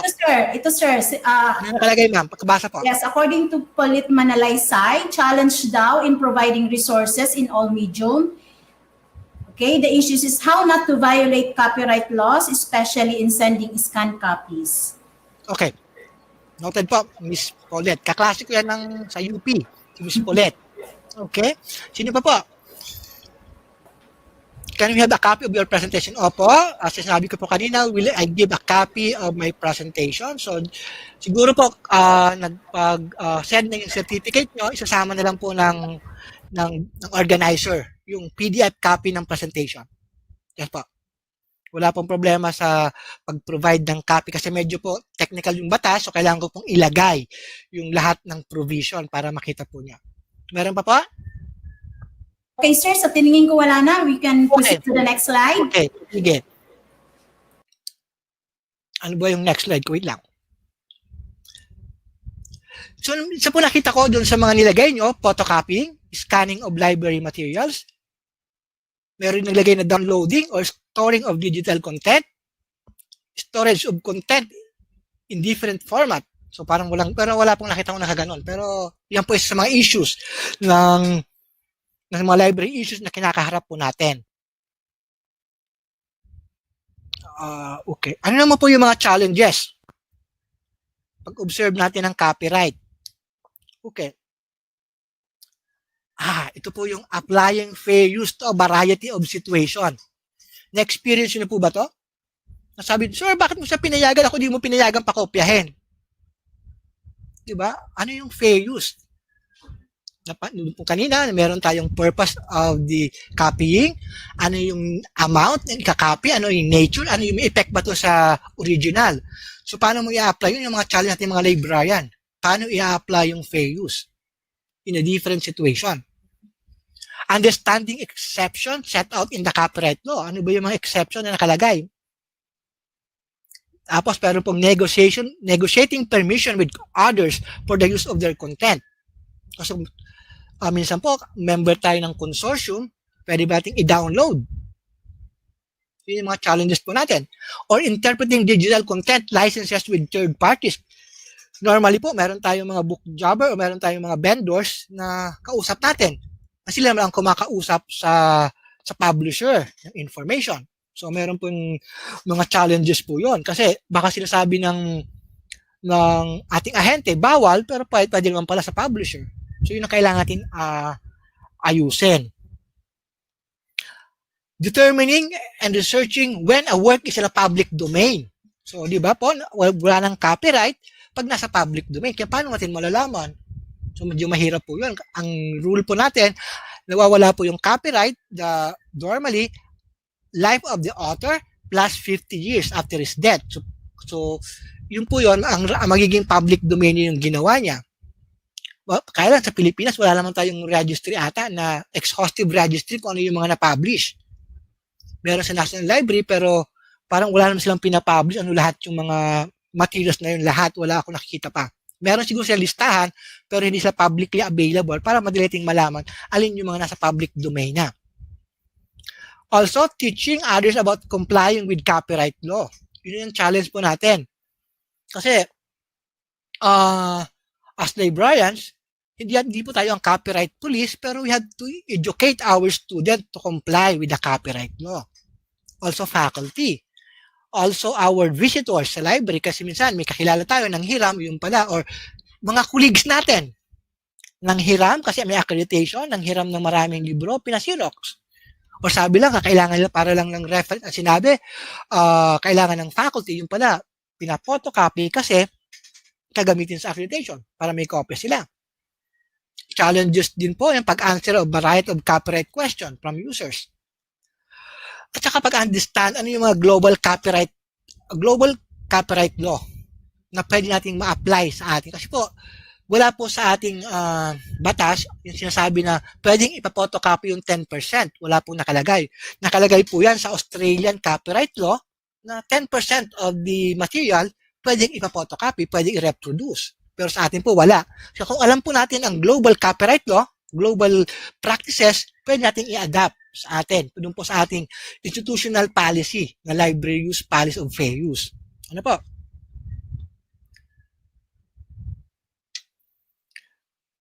Ito po yung sample ng isang issue. Nasa batas po, Section 187, Reproduction of Published Work. Nakalagay po doon sa naka-orange, private reproduction of a published work in a single copy where the reproduction is made by a natural person exclusively for research and private study shall be permitted. So pinapayagan daw po under Section 187 kung ang purpose ay research or private study. Kaya lang, Section 187.1 or 187.1 and 2, pagkakalagay ko, the permission granted under subsection 187.1 shall not extend to the reproduction of an entire book or a substantial part. Yun. Doon tayo nagkakaroon ng problema. Ano yung substantial part? 1 chapter? 2 chapter? So, yun po yung dilemma ng librarian. Halimbawa, so normally ginagawa itong pinapayagan na chapter lang. So paano kinabukasan bumalik uli si nanghihiram. Pinasirox naman yung chapter 2. The next day chapter 10 hanggang sa in a month napasirox niya na lahat. Are we librarian or the library abetting copyright infringement? So yun po ang kailangan nating sagutin individually, kasi nga, alam mo na pinisinerox lahat. Okay lang siguro na ngayong week, sinerox chapter 1. After 1 month, iba na sa ibang, lalo kung multiple stop kayo sa library, hiniram sa isang library, hiniram sa ibang librarian na pinasirox uli. So, mukhang malabo. Pero kung alam mo, one-man librarian ka lang, tapos alam mo, sinisirox, ano ang gagawin mo? I-report mo ba ang estudyante mo sa copyright para ma-protect yung economic rights ng author o hayaan mo lang? Ano po normal ang gagawin nyo? Kung kayo po may ganon, may dilemma po ba kayo or hayaan mo na? Isang kopya lang naman eh. Pero kung halos araw-araw ganon na nangyayari, ano ang gagawin natin? Nagkaroon na ba kayo ng pinagdasal nyo lang or wala lang? Hayaan mo na, mayaman naman si author eh, mayaman naman si publisher. Educational use naman ang gamit. Pero sa batas, ang nakalagay, bawal kasi ang pinapayagan lang ay hindi dapat substantial. Pero in our end naman, as librarians, as libraries, wala namang nakadefine ano yung substantial. 1 chapter ba is substantial? So, yes Sir, ma'am. okay, sir, sorry to interrupt you. We only have 20 minutes left. 20 minutes na ba? Okay. Sige po. So, yun po yung kailangan po natin na i-determine as mga librarian. Ano yung substantial? Okay? So, okay, dito po sa strategies na po tayo. Na-identify natin yung issues, mga challenges. Ano po yung mga suggested kong strategies? Pero una muna, balikan po natin yung Section 230, Adoption of IP Policies. Kailangan po tayo mag-adapt ng locally established fair use guidelines sa inyong institution. Depending po yon sa use nyo, nakikita nyo na practice po. Bukod doon sa national policy, meron din po kayong specific sa inyong institution. Pero ano ba yung pwedeng maging specific? Example, hindi regular ang internet access sa inyo. Laging napuputol o laging nagba-brown out. So paano po magagamit ngayong pandemic? So paano po magagamit ng mga users natin kung gano'n ang situation? So siguro in that scenario, permissible na i-download mo yung copy para nasa server mo na. Or naka-data lang yung mga user natin, karamihan ng ating mga user, nagkanda ka ng study, naka-data lang. So, hindi pwedeng naka-online kasi magiging costly naman sa kanila. So, kanyang pwedeng i-justify. Kaya dapat po makadevelop tayo ng locally established industry practice for fair use. Okay pa. Pangalawa, meron pong tinatawag na 3-step test ang sa Berne Convention, the protection of literary and artistic work. Ano po to? Certain special cases. Ano po yung certain special cases? Ngayon pong pandemic, meron po tayong mga biniling libro, hindi magamit kasi hindi po tayo pumupunta sa library. So, pwede pong allowed po to na certain special cases, pwede po natin i-digitize. So, ano po yung kailangan i-digitize? Hindi po dapat lahat, yung kailangan lang. Na para ma-serve ang purpose ng educational, instructional, research need ng ating community, pwede po niyang i-justify. Kasi nga, hindi makapasok ating mga estudyante. So, hindi po ito normal, do not conflict with normal exploitation of the work. Kasi po, ang kinukuha po natin, kinokopya po natin, i-digitize po natin, ay kopya po natin. So, hindi rin po ito magiging magkakaroon ng prejudice sa author.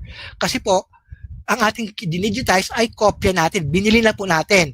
Para lang po ma-maximize yung use, kaya po tayo nag-resort to digitization because of special case scenario na may COVID tayo, hindi nakakapunta ang mga estudyante po natin. Pwede po ba yun?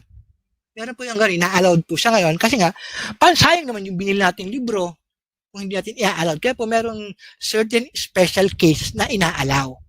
And this pandemic is one of that special cases na hindi makakapunta sa library ang ating mga estudyante or ating mga user. Also, tayo po mga library, ang purpose po natin ay public lending. The transfer of possession of original or copy of a work for a limited period. So, nagpapahiram po tayo ng mga libro before the pandemic. Ito po yung may due date. Kailangan pong ibalik in a certain period of time. 1 week, 2 weeks, or 1 month in the case of faculty. So, hindi po ang ating public lending, ang purpose po ay not for profit. Kung meron man pong yung overdue fine, hindi po yun para masabing for profit kasi purpose lang of establishing discipline na is solely on time. So, hindi po yung purpose, hindi po yung pagbayad ng fine, ng overdue fine, para sabihin, for commercial use na ng library. For purposes lang of establishing discipline, yung paglalagay po natin ng fine. Okay. Kailangan din po natin i-consider na always presume that the work is copyrighted. Bago po tayo mag-embark sa digitization, na dapat copyrighted po yung mga materials natin sa library. So, kailangan natin i-determine alin doon yung gawa ng government, alin doon ang nasa public domain na, para di po tayo mag-violate. Kaya ganoon din po sa nature of the copy. Ito ba unpublished? Kung unpublished, like ng thesis, so pwede po natin kunin ang permission ng ating mga author. In that sa mga thesis po, normally, mga estudyante po natin to. So we could coordinate with our alumni para makontak na kung pwede pong i-digitize ang kanilang thesis and dissertation. Ano pa? So, always ask for permission from the copyright holder before using the work, even though when you believe your use will be fair. Para lang po safe po tayo. Ano pa?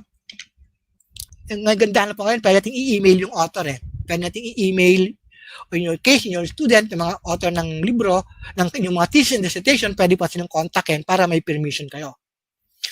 Normally po sa mga library, standard na po na may pinipirmahang waiver yung mga estudyante na pwedeng i-store or i-digitize ng library yung kanilang thesis and dissertation. Meron na pong parang form na pinipilapan ang mga estudyante. Kasi gumamit sila ng thesis, parang kapalit ng paggamit nila ng dissertation, yung pagpirma na papayagan din nila yung ibang estudyante magamit yung thesis nila. Okay, dito na po tayo sa isang mga suggested strategies din. Okay, meron po tayong OPAC. Dati po, nakalagay lang sa ating mga webpage, library webpage, nakalista po yung Project Gutenberg, nakalista yung mga website na pwede tayo mag-download ng libro. So, bakit po hindi natin ilagay na yung URL or document, DOI, Document Object Identifier, dun mismo sa bibliographic information ng ating collection? Para alam ng ating estudyante na pwede pala ito, may available na pala ito, freely available na pala ito, freely pwedeng viewable na pala itong libro sa online. So, add po natin yung mga URL sa ating catalog sa ating mga OPAC para po pwede lang makita. Baka kailangan lang nila ay chapter 1 or chapter 2 lang na available na pala sa Google Books. Diba po? So pwede po, hindi na po natin kailangan or puntahan po natin yung mga government website. Baka meron doon silang mga born digital materials o mga in-scan na materials, i-link na lang po natin yung kailangan natin. So hindi natin kailangan mag-scan pa. Pwede po ba yun? Tulad po sa Philippine Statistics Authority, yung mga statistical publication nila, available na po yun doon. Hindi natin kailangan i-scan pa yun. So, tipid po tayo sa pag-scan kasi medyo matrabaho din ang pag-scan. So, kailangan piliin natin ano yung mga available na online na pwede nating magamit ng ating mga estudyante.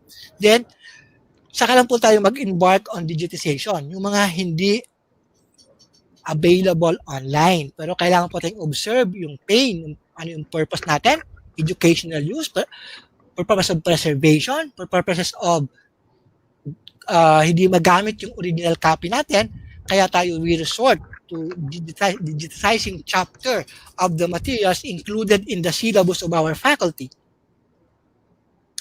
Doon po sa pag-digitize, pwede rin po tayong maglagay ng password sa mga scan PDF. Para lang po, masiguro natin sa publisher, sa owner, na hindi po to freely available sa lahat. Meron pong nilagay tayong password para po protected pa rin yung copyright. Ingat lang po tayo sa password. Kasi minsan po, paglagay natin password, tayo mismo nakalimutan natin. So, hindi na po natin mabubuksan yung material, in-scan po natin. So, kailangan po medyo ingat po tayo sa paglagay ng password. Kasi baka tayo mismo, hindi natin makita yung libro, hindi mo na mabasa, so mag-i-scan ka uli. Ano po? So, normally po, sa mga Adobe Acrobat, yung may bayad pong Adobe Acrobat, ang kailangan natin bilhin. So, meron po tayong capital cost. Kailangan natin bumili ng Adobe Acrobat or PDF Maker, ano yung mga other version ng Adobe na may license para po magkakaroon tayo ng password and expiration date or malalagay natin na, kasi pag may expiration date, hindi mo na kailangan pang automatic, hindi na mababasa ng user natin. Ang gaganda din sa expiration date, magkakaroon ka uli ng request, di ba? So pag nilagay mo ng pag-password lang, hindi na mabubuksan nung hindi alam ang password. Although pwede rin i-share ng binagbigyan mo, pwede niyang makita kasi alam niya ipo-forward din yung password. Pero pag may expiration date, kahit i-forward niya yon, nag-expired na. Pag Adobe Acrobat Pro ang ginamit natin, dapat server clock 10, yung clock ng server. Para kahit po nila meron na sa computer, yung desktop nila pwedeng baguhin yung clock, hindi po magkakaroon ng epekto. Kasi po, kung ginawa mo yung password and expiration date sa server, sa computer server na may clock na nakalagay, hindi yung pwedeng basta-basta baguhin. So, napoprotect po yung copyright na hindi po siya public distribution, limited distribution lang sa ating mga user. Ano po? Ang isa pong pwedeng gawin, gamitin po natin yung Google Drive. Familiar po ba kayo sa Google Drive? Lahat naman siguro tayo may mga Gmail, di ba? Lahat tayo may mga Gmail. So, meron pong Google Drive doon. Doon po natin, kung hindi nyo po ginagamit, pwede po natin doon ilagay yung mga in-scan nating copies of publication by observing fair use or special cases na may COVID para magamit sa instructional use, pwede po natin gamitin ang distribution through Google Drive. Kaya lang po, pag ordinary Google Drive, pag sinare nyo po yun doon, makikita nyo, pwedeng i-download yung pinag-share nyo ng kopya. Sinubukan ko na po to kung paano gawin. Nilagay ako ng in-uncheck ko yung dun sa free version sa Gmail, sa Google Drive, in-uncheck ko. Still, the recipient of the PDF, pwede siyang mag-download ng copy or save as a copy. Yun po yung limitation siya. Para po ma-restrict, kailangan po meron kayong Enterprise G Suite na version or license ng Google. Tulad po sa amin, sa UP, naka-Enterprise G Suite po kami, kaya po pwede ka pang mag-create ng temporary access. So doon po, pag meron ka ang yung pong Google platform nyo po ay enterprise, G Suite, pwede po yung i-enable mo yung paglagay ng temporary access at ilalagay mo din po yung date. Kaya pagdating ng date, nag-trigger na yung date, hindi na ma-access ng user o ng recipient yung PDF. So kailangan nyo uling mag-request. So yun po yung parang kapalit ng ating overnight borrowing. Pwede po natin kapalit ng ating overnight borrowing kasi meron pong expiration date. Hiwalay po doon sa mga e-books kasi yung mga e-books natin ngayon, doon na po sa system, yung sinubscribe natin sa system, naka-default na po ito. Ito po yung sinasabi ko, doon sa mga in-scan natin materials, dahil conscious po tayo sa copyright, pwede po natin gamitin po ito. Ano pa? Okay, so, sir, may I just remind you po, sir, that you only have 14 minutes left? Matapos na po ka, ma'am. Okay po, sir. Okay, moving forward na po tayo. Knowing the issues in the copyright and the mga strategies na sinabi ko, kailangan natin mag-move forward. Ano ang gagawin natin? Sabi po ni Stuart Hamilton, a fair and balanced copyright framework for libraries is essential for the success of our profession and for our user. And we believe that now and more than ever, librarian must be aware of the key challenges facing us in the world of copyright. So when copyright law is being amended or revision is being conceptualized, we have to be active para po ma-protect yung ating copyright, ang ating exception for library use, ang mga limitation na pwedeng gamitin. Kasi otherwise, wala tayong magagawa kung papabayaan natin yung mga authors lang ang magde-decide. Sinabi rin po ng Harold Van ng University of Harold Van Henkron ng University Library in Denmark, when a library goes digital, the first thing to change is the acquisition policy. Libraries move from offering collection to offering connection. So dati po, during the printed copies, mga printed collection, we offered collection, but in the digital environment, we provide connection or access. So yun po ang kailangan nating mabago na paradigm shift na dapat clear po sa atin. Connection removes access control from the libraries and puts library patrons at the mercy of supplier and author. So yun po ang bago ngayon. Then po sa access na meron subscription sa mga subscribed databases. So we are at the mercy of this supplier. Last na lang po. So kailangan po nating alamin din ano bang maganda, licensing of copyright or subscription. So kailangan natin pag-aralan to. Depende po sa use or needs ng bawat institution. Normally po ngayon, mga pag-access po natin ng mga online databases, ang nag-govern po ang law of contract, hindi po yung copyright law. Contract, ano po yung mga stipulation? Bawal ang i-access to ng sample sa stipulation sa contract. Hanggang 10 lang ang pwede. Wala naman ganun sa copyright law. Pag may kopya ka, pwedeng, kahit ilan, pwedeng maka-access. Pero sa online databases, mayroon mga restriction. Ito po ay govern ng law of contract, hindi na po sa copyright. Sample po sa law of contract, pwede nire-restrict din po tayo na excessive downloading. Nag-subscribe ka for certain tawag nito, our subscription is for unlimited access, pero from time and again, binibigyan tayo ng excessive downloading. So yun po ang kailangan nating i-clear sa ating mga supplier, ano yung allowed. Kasi ang nag-govern po ang law of contract, hindi na po yung copyright law. Doon po sa copyright Talk and Copyright Pride Day na in-organize po ng IPOPIL o Integrated ng Copyright, meron po silang sinasabi na we have to participate sa gagawing discussion para po ma-develop ang IRR with regards to library use of copyrighted materials. So kailangan po tayo mag-active dito, ang PLY o any library organization para po ma-develop ano po yung permissible practices na pwedeng igawa ng IRR ng gawa ng IRR ng PhilCos, ito po yung Collective Management Organization, at saka ng IFOFIL, para po legit ang paggamit natin ng copyrighted materials. Last na po bang slide ko? Wait lang. Okay, so last at po itong slide. So we have also to benchmark to other countries' copyright law as a recipe for formulating similar limitation and exception, for upgrading, revising existing limitation and exception, and to plug gaps in existing laws in drafting educational and research licenses. So kailangan po natin mag-benchmarks. Tulad po sa US, pwede po siguro natin gamitin yung provision on interlibrary loan. Sa kanila po merong ganon. Yung ano po yung nangyayari sa Europe, na ina-allowed po yung scanning of materials sa library for research use. So yun po ang kailangan nating gawin din para ma-develop po natin yung fair use ng ating mga copyrighted materials sa library. So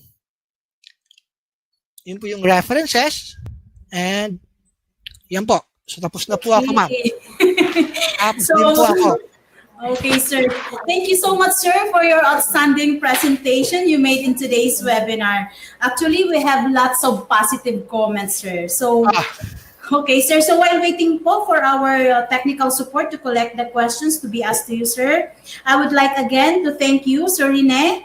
Your talk was particularly appropriate at this time when we are considering new initiatives for this what we call the new normal. And we thank you for helping us become more aware of the issues, problems, and the ways we can help solve them. So I think we are ready to take in questions, sir. Okay po. Okay, so, okay, the question is, if I use the picture from Google in my works and indicate below the image link as the source of materials, am I following and respecting the rights of the author and free from any legal obligation? Kung ang purpose po ng pag-cite ng picture is for commenting or purpose for educational use, ina-allowed naman po yun. So, meron na pong attribution. Pero kung ipapublish mo po ito, commercially publish yung ginawa mo, kailangan mo po mag-seek ng copyright permission. Pero kung for purpose of paggawa ka ng paper, pwede na po yun, yung attribution. Okay, sir. So, here's another one. During this pandemic, many publishers gave open access to their ebooks. Some individuals also gave access to their personal ebook collection through Google Drive. Can this be downloaded by libraries and shared to their users or form part of their collection?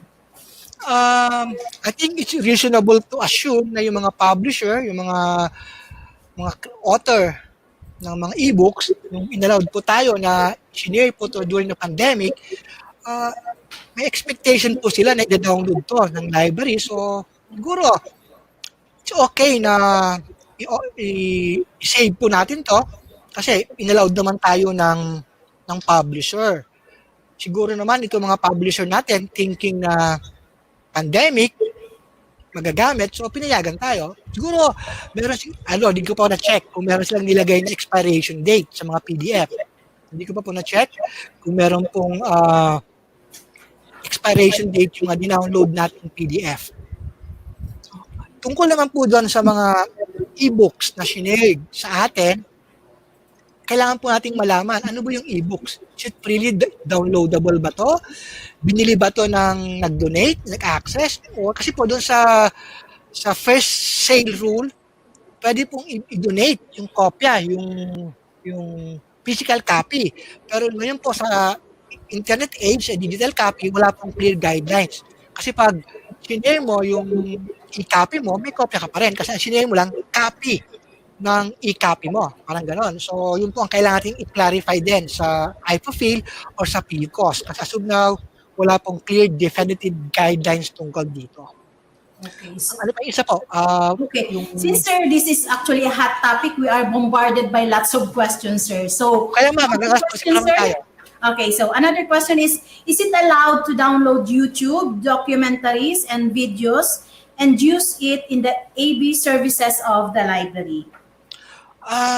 Okay. General rule, siyempre bawal.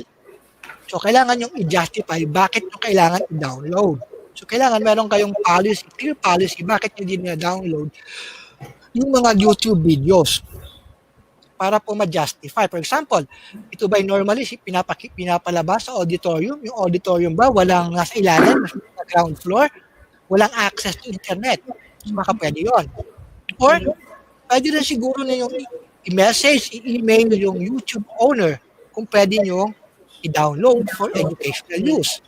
Or, i-check nyo yung copyright permission. Baka pwede naman. Baka winave na nung author yung copyright niya sa mga ginawa niyang video. So you have to, as a librarian, we have to check. Hindi lang, kasi ang general rule bawal, pero pwede natin tingnan. Ano ba yung copyright permission? Kasi baka pinapayagan naman ng author ng video.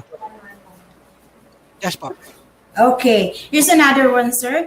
Is it right to photocopy a book, let's say historical books, and be displayed in the Indigenous Study Center to be utilized by researchers due to rarity of the books and the cost of the book? Okay po. Depende po. Ano po yung kopyahin mo? Kopya mo or kopya ng ibang library? Pag kopya po ng library nyo, pinapayagan naman po tayo dun sa preservation, either fragile or napaka-rare yung material. Kaya kung kopya mo yung source copy, pwede po. Ang question, baka hindi yung kopya mo, hinira mo lang.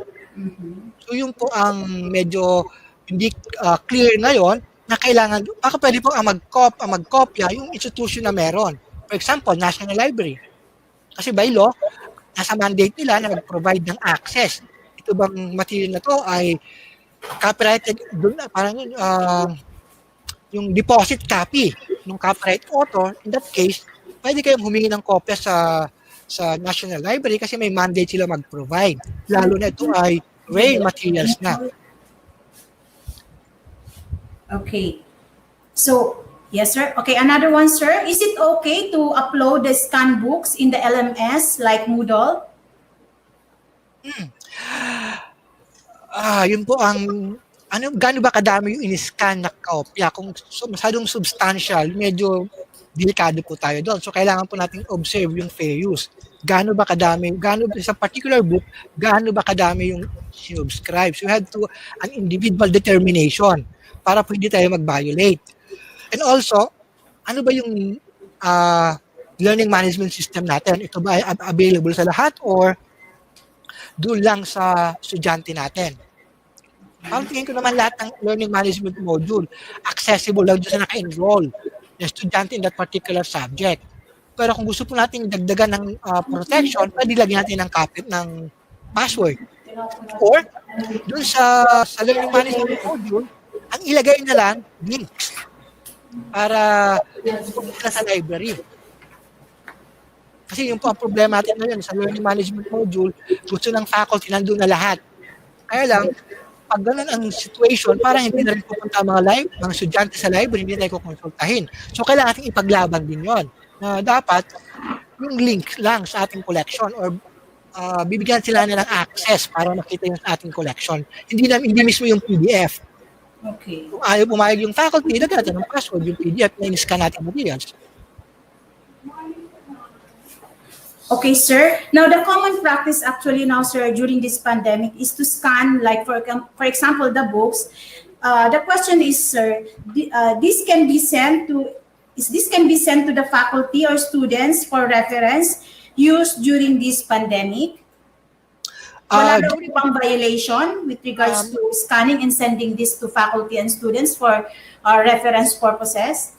Meron po doon sa limitation po, nakalagay naman po na for teaching or educational purposes, allowed po yung reproduction or scanning or photocopying. Ang i-observe lang po natin, gaano ba kadami yung in-scan? Buong libro ba? Or chapter lang? So para po, di tayo mag-violate ng copy. So para natin gawin, baka pwede siguro ng chapter lang. Hindi naman kailangan ibang chapter, huwag natin ibigay. Yung kailangan lang na chapter doon sa particular subject. Kasi nga, pandemic. So parang, at tayo din sa library, hindi tayo mahirapan. Kasi pag in-scan mo yung buong libro, 100 pages, 200 pages, matagal yun bago matapos. So, kailangan nating ilagay doon, sabihin sa teacher, sir, ano pong specific chapter or pages ng libro ang kailangan naming i-scan kasi nga, hindi makapunta sa library yung mga estudyante natin. So, kailangan natin magkipag-usap sa faculty. Huwag yung, at as much as possible, huwag yung lahat. Or, kung hindi pwede, ilagay po natin sa Google Drive natin na mayroon tayong Google Drive suite para po pwede natin lagyan ng expiration date. May time frame na pwede nilang ma-access lang. Para po meron din tayong usage stat na yung mga estudyante babalik at babalik sa atin magre-request ng material. Para kasi pag binigay natin lahat doon sa learning management module na lahat, baka wala nang gagamit sa atin, wala nang magpupunta, nandun na lahat eh. Diba? So we have to strike some balance. So yun po ang kailangan natin gawin. Okay, sir. So, another one, sir. How can we say that it is substantial when photocopying books so as not to violate the copyright laws? Yun nga po ngayon ang dilemma natin kasi we have to evaluate on our own ano yung substantial. Kasi nga kung 10 pages siya, nagpasirox ka ng dalawang copy ng pages, substantial na kasi 10 pages na yung material. O ano kung ang page lang siya, picture. So we have to yung ating individual judgment. Dito po papasok po yung ating individual judgment kung substantial na po yung kinokopya. Wala pong pasok dito. We have to, in our own, determine kung ano yung substantial. Ang practice po, practice in 10% down to 10% ng materials or one chapter in a given time. Allowed naman po yan dun sa copyright law natin na pag-personal use or for research study, pwede po magpa-reproduce or scan. Kaya wag lang po lang yung buong libro. Ang dilemma lang po natin, over time, nare-request yung buong libro. Diba? So yun nga lang po ang kailangan natin gawa ng paraan sa ating acceptable use policies at institution. Paano hindi yun ma-abuse. Okay, so our participants, sirs, are not all librarians. So meron po ditong tanong, paano po daw po kung ang link na gagamitin ng mga faculty for distance, paano daw po kung ang link na gagamitin ng mga faculty for distance learning ay hindi purchase ng library? Is it allowed to attach the full text PDF sa mga learning modules? Kailangan natin mag-invest. Siguro for the time being, na wala pang pondo ang institution natin, baka pwede. Pero eventually, we have to purchase the license copy para lang po hindi tayo mag-violate ng copyright. Kasi understandable naman yung ating mga publisher, nag-provide natin ng free access sa resources. But over time, hindi po pwede ang gano'n. So we really have to do some investment sa pag-purchase ng copyrighted software para makapag-provide tayo ng links. Okay, so I think this will be the last question, sir, for today's session. Meron po dito, due daw to the rising of COVID cases, in their place, they are planning to close the library to the public and focus on serving them through online. So, sinasabi dito, sir, na they will be serving their clients through FB page or email and answering their queries through sending their queries and sending also scanned books and taking pictures of these materials, including the complete bibliographical references. Are they also violating this copyright law? Tama po. Ngayon pong pandemic, we have to maximize our social media presence, Facebook, YouTube, para po magamit ang ating resources. So, hindi naman po mababiolate yung copyright kasi nga po, tulad nung, basta wag lang pong isi-share yung buong libro. Chapter na lang po yung particular na kailangan lang chapter. Hanggat maaari, yung particular chapter lang para po, at saka pwede po rin siguro na parang hindi na magalit sa atin ng mga publisher, wag natin gandahan yung pag-scan. Kasi pag medyo maganda na, baka hindi na bumili, di ba? So, yung parang purposes lang na hindi ganun kataas yung resolution para hindi tayo nagko-compete doon sa author. We're only providing the materials for purposes na makapag-aral sila, pero hindi yung ganun kaganda. Kasi baka pag sobrang ganda na, sobrang taas ng resolution, baka mas maganda pa yung kopya natin kaysa yung kopya ng available sa publisher. So, yung kailangan nating i-balance din. Sir, Pwede pang humirit ng mga questions, Dito, ma'am. sir? Ano po? Okay, sir. So, meron pa ditong tanong, how about po reproduction of DVD para po ma-preserve yung original copy? Pwede po ba daw itong i-loan, yung recopy? Okay. Actually, yun ang problema ngayon sa libraries kasi meron tayong copy ng mga materials na nasa video format, nag-CD, nag-DVD. So, multiple copies of the same material. Example, isang movie, example movie, Gun of the Wind. Meron tayong video tape, VHS, meron tayong CD, may DVD. So, ang purpose natin ay for preservation kasi nga, ang format, ang bilis nagbabago yung format, pwede naman siguro.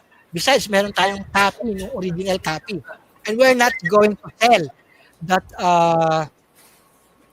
copy nung ginawa natin.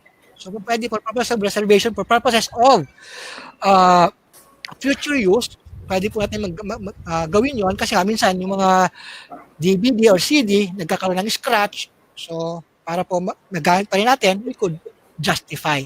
Okay, sir. Wag lang po yung massive, yung lahat-lahat na lang. Kinopya natin. Kinopya. So, we have to be moderate, we have to be, wag naman lahat, wag excessive. Okay. Yung kailangan lang for purpose ng ating maserve natin during this pandemic, yung ating educational use, yung ating instructional use. Okay, sir. Question from Sri Lanka. Can a librarian, yes, sir. Can a librarian copy an expensive book and give it for users for studying purposes, not for sale daw, sir? Depende po gaano ba kadami ang kinopya. Kung hindi naman substantial, tsaka ang purpose ay for commenting, for criticism, po pwede naman, tapos basta lang i-attribute ang output na ginawa. Pero kung ginawa po, kasi napaka-generic naman po yung educational use, non-commercial use. Kung yun po ang ating purpose, non-commercial, educational, research, personal study, pinapayagan naman po ng copyright. Wag lang po yung systematic, wag lang po yung ibibenta natin. Okay, so ito pa, sir. How about re-downloading of videos and post it to your online class? Forgot the copy of the URL, but putting credit to the owner. It is enough? For purposes of class instruction, pinapayagan po tayong gumamit ng mga copyrighted materials. Basta nandun po yung attribution, nandun yung kung saan galing, then we direct our students na pwede lang i-visit yung site. Kasi yung sa mga YouTube, normally, nagkakaroon sila ng monetization pag maraming nanunood o maraming views o nagda-download din eh. So, in that sense, hindi naman natin nababiolate kasi nga meron namang attribution. Tsaka ang purpose naman ng faculty is for teaching or educational use. Meron po nagtanong sa akin na dito na pag nilagay daw sa syllabus yung ganon, bawal agad. Wag naman bawal agad. Kasi kung nilagay ng teacher yung isang copyrighted material sa syllabus niya, it's an opportunity for us para kung kayang bilhin. Meron tayong gadget, pwede natin bilhin. Tulad po dati, marami nang hihingi ng PDF ng article. Kung alam mo naman, normally sa website, nakikita naman yung email address ng author. So instead of photocopying or hingin sa ibang institution, bakit di natin i-email yung author? Gawain ko po yan nung nasa Irika ako, kahit dito nasa College of Law Library na ako, merong publication na around 72 euro. Ang ginawa ko, in-email ko yung author. Kasi nasabi ko, meron kayong faculty na nangangailangan. So, nagbigay naman agad siya. So, in that case, wala kang na-violate. Kasi gusto rin syempre ng mga authors, lalo na mga journal articles, kasi na ay masite.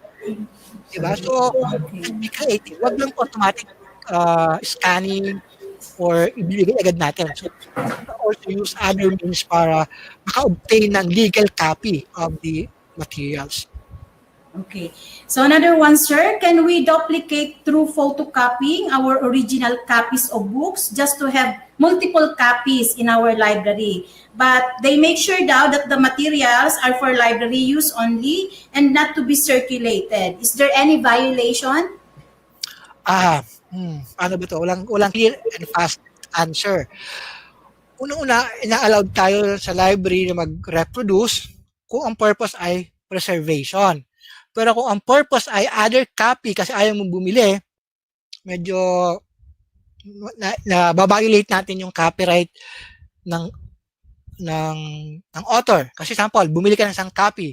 Yung second copy, third copies, fourth copies, scan parang Xerox na lang para ma-meet natin yung ating accreditation requirement na meron tayong multiple copies. Yun siguro ang violation.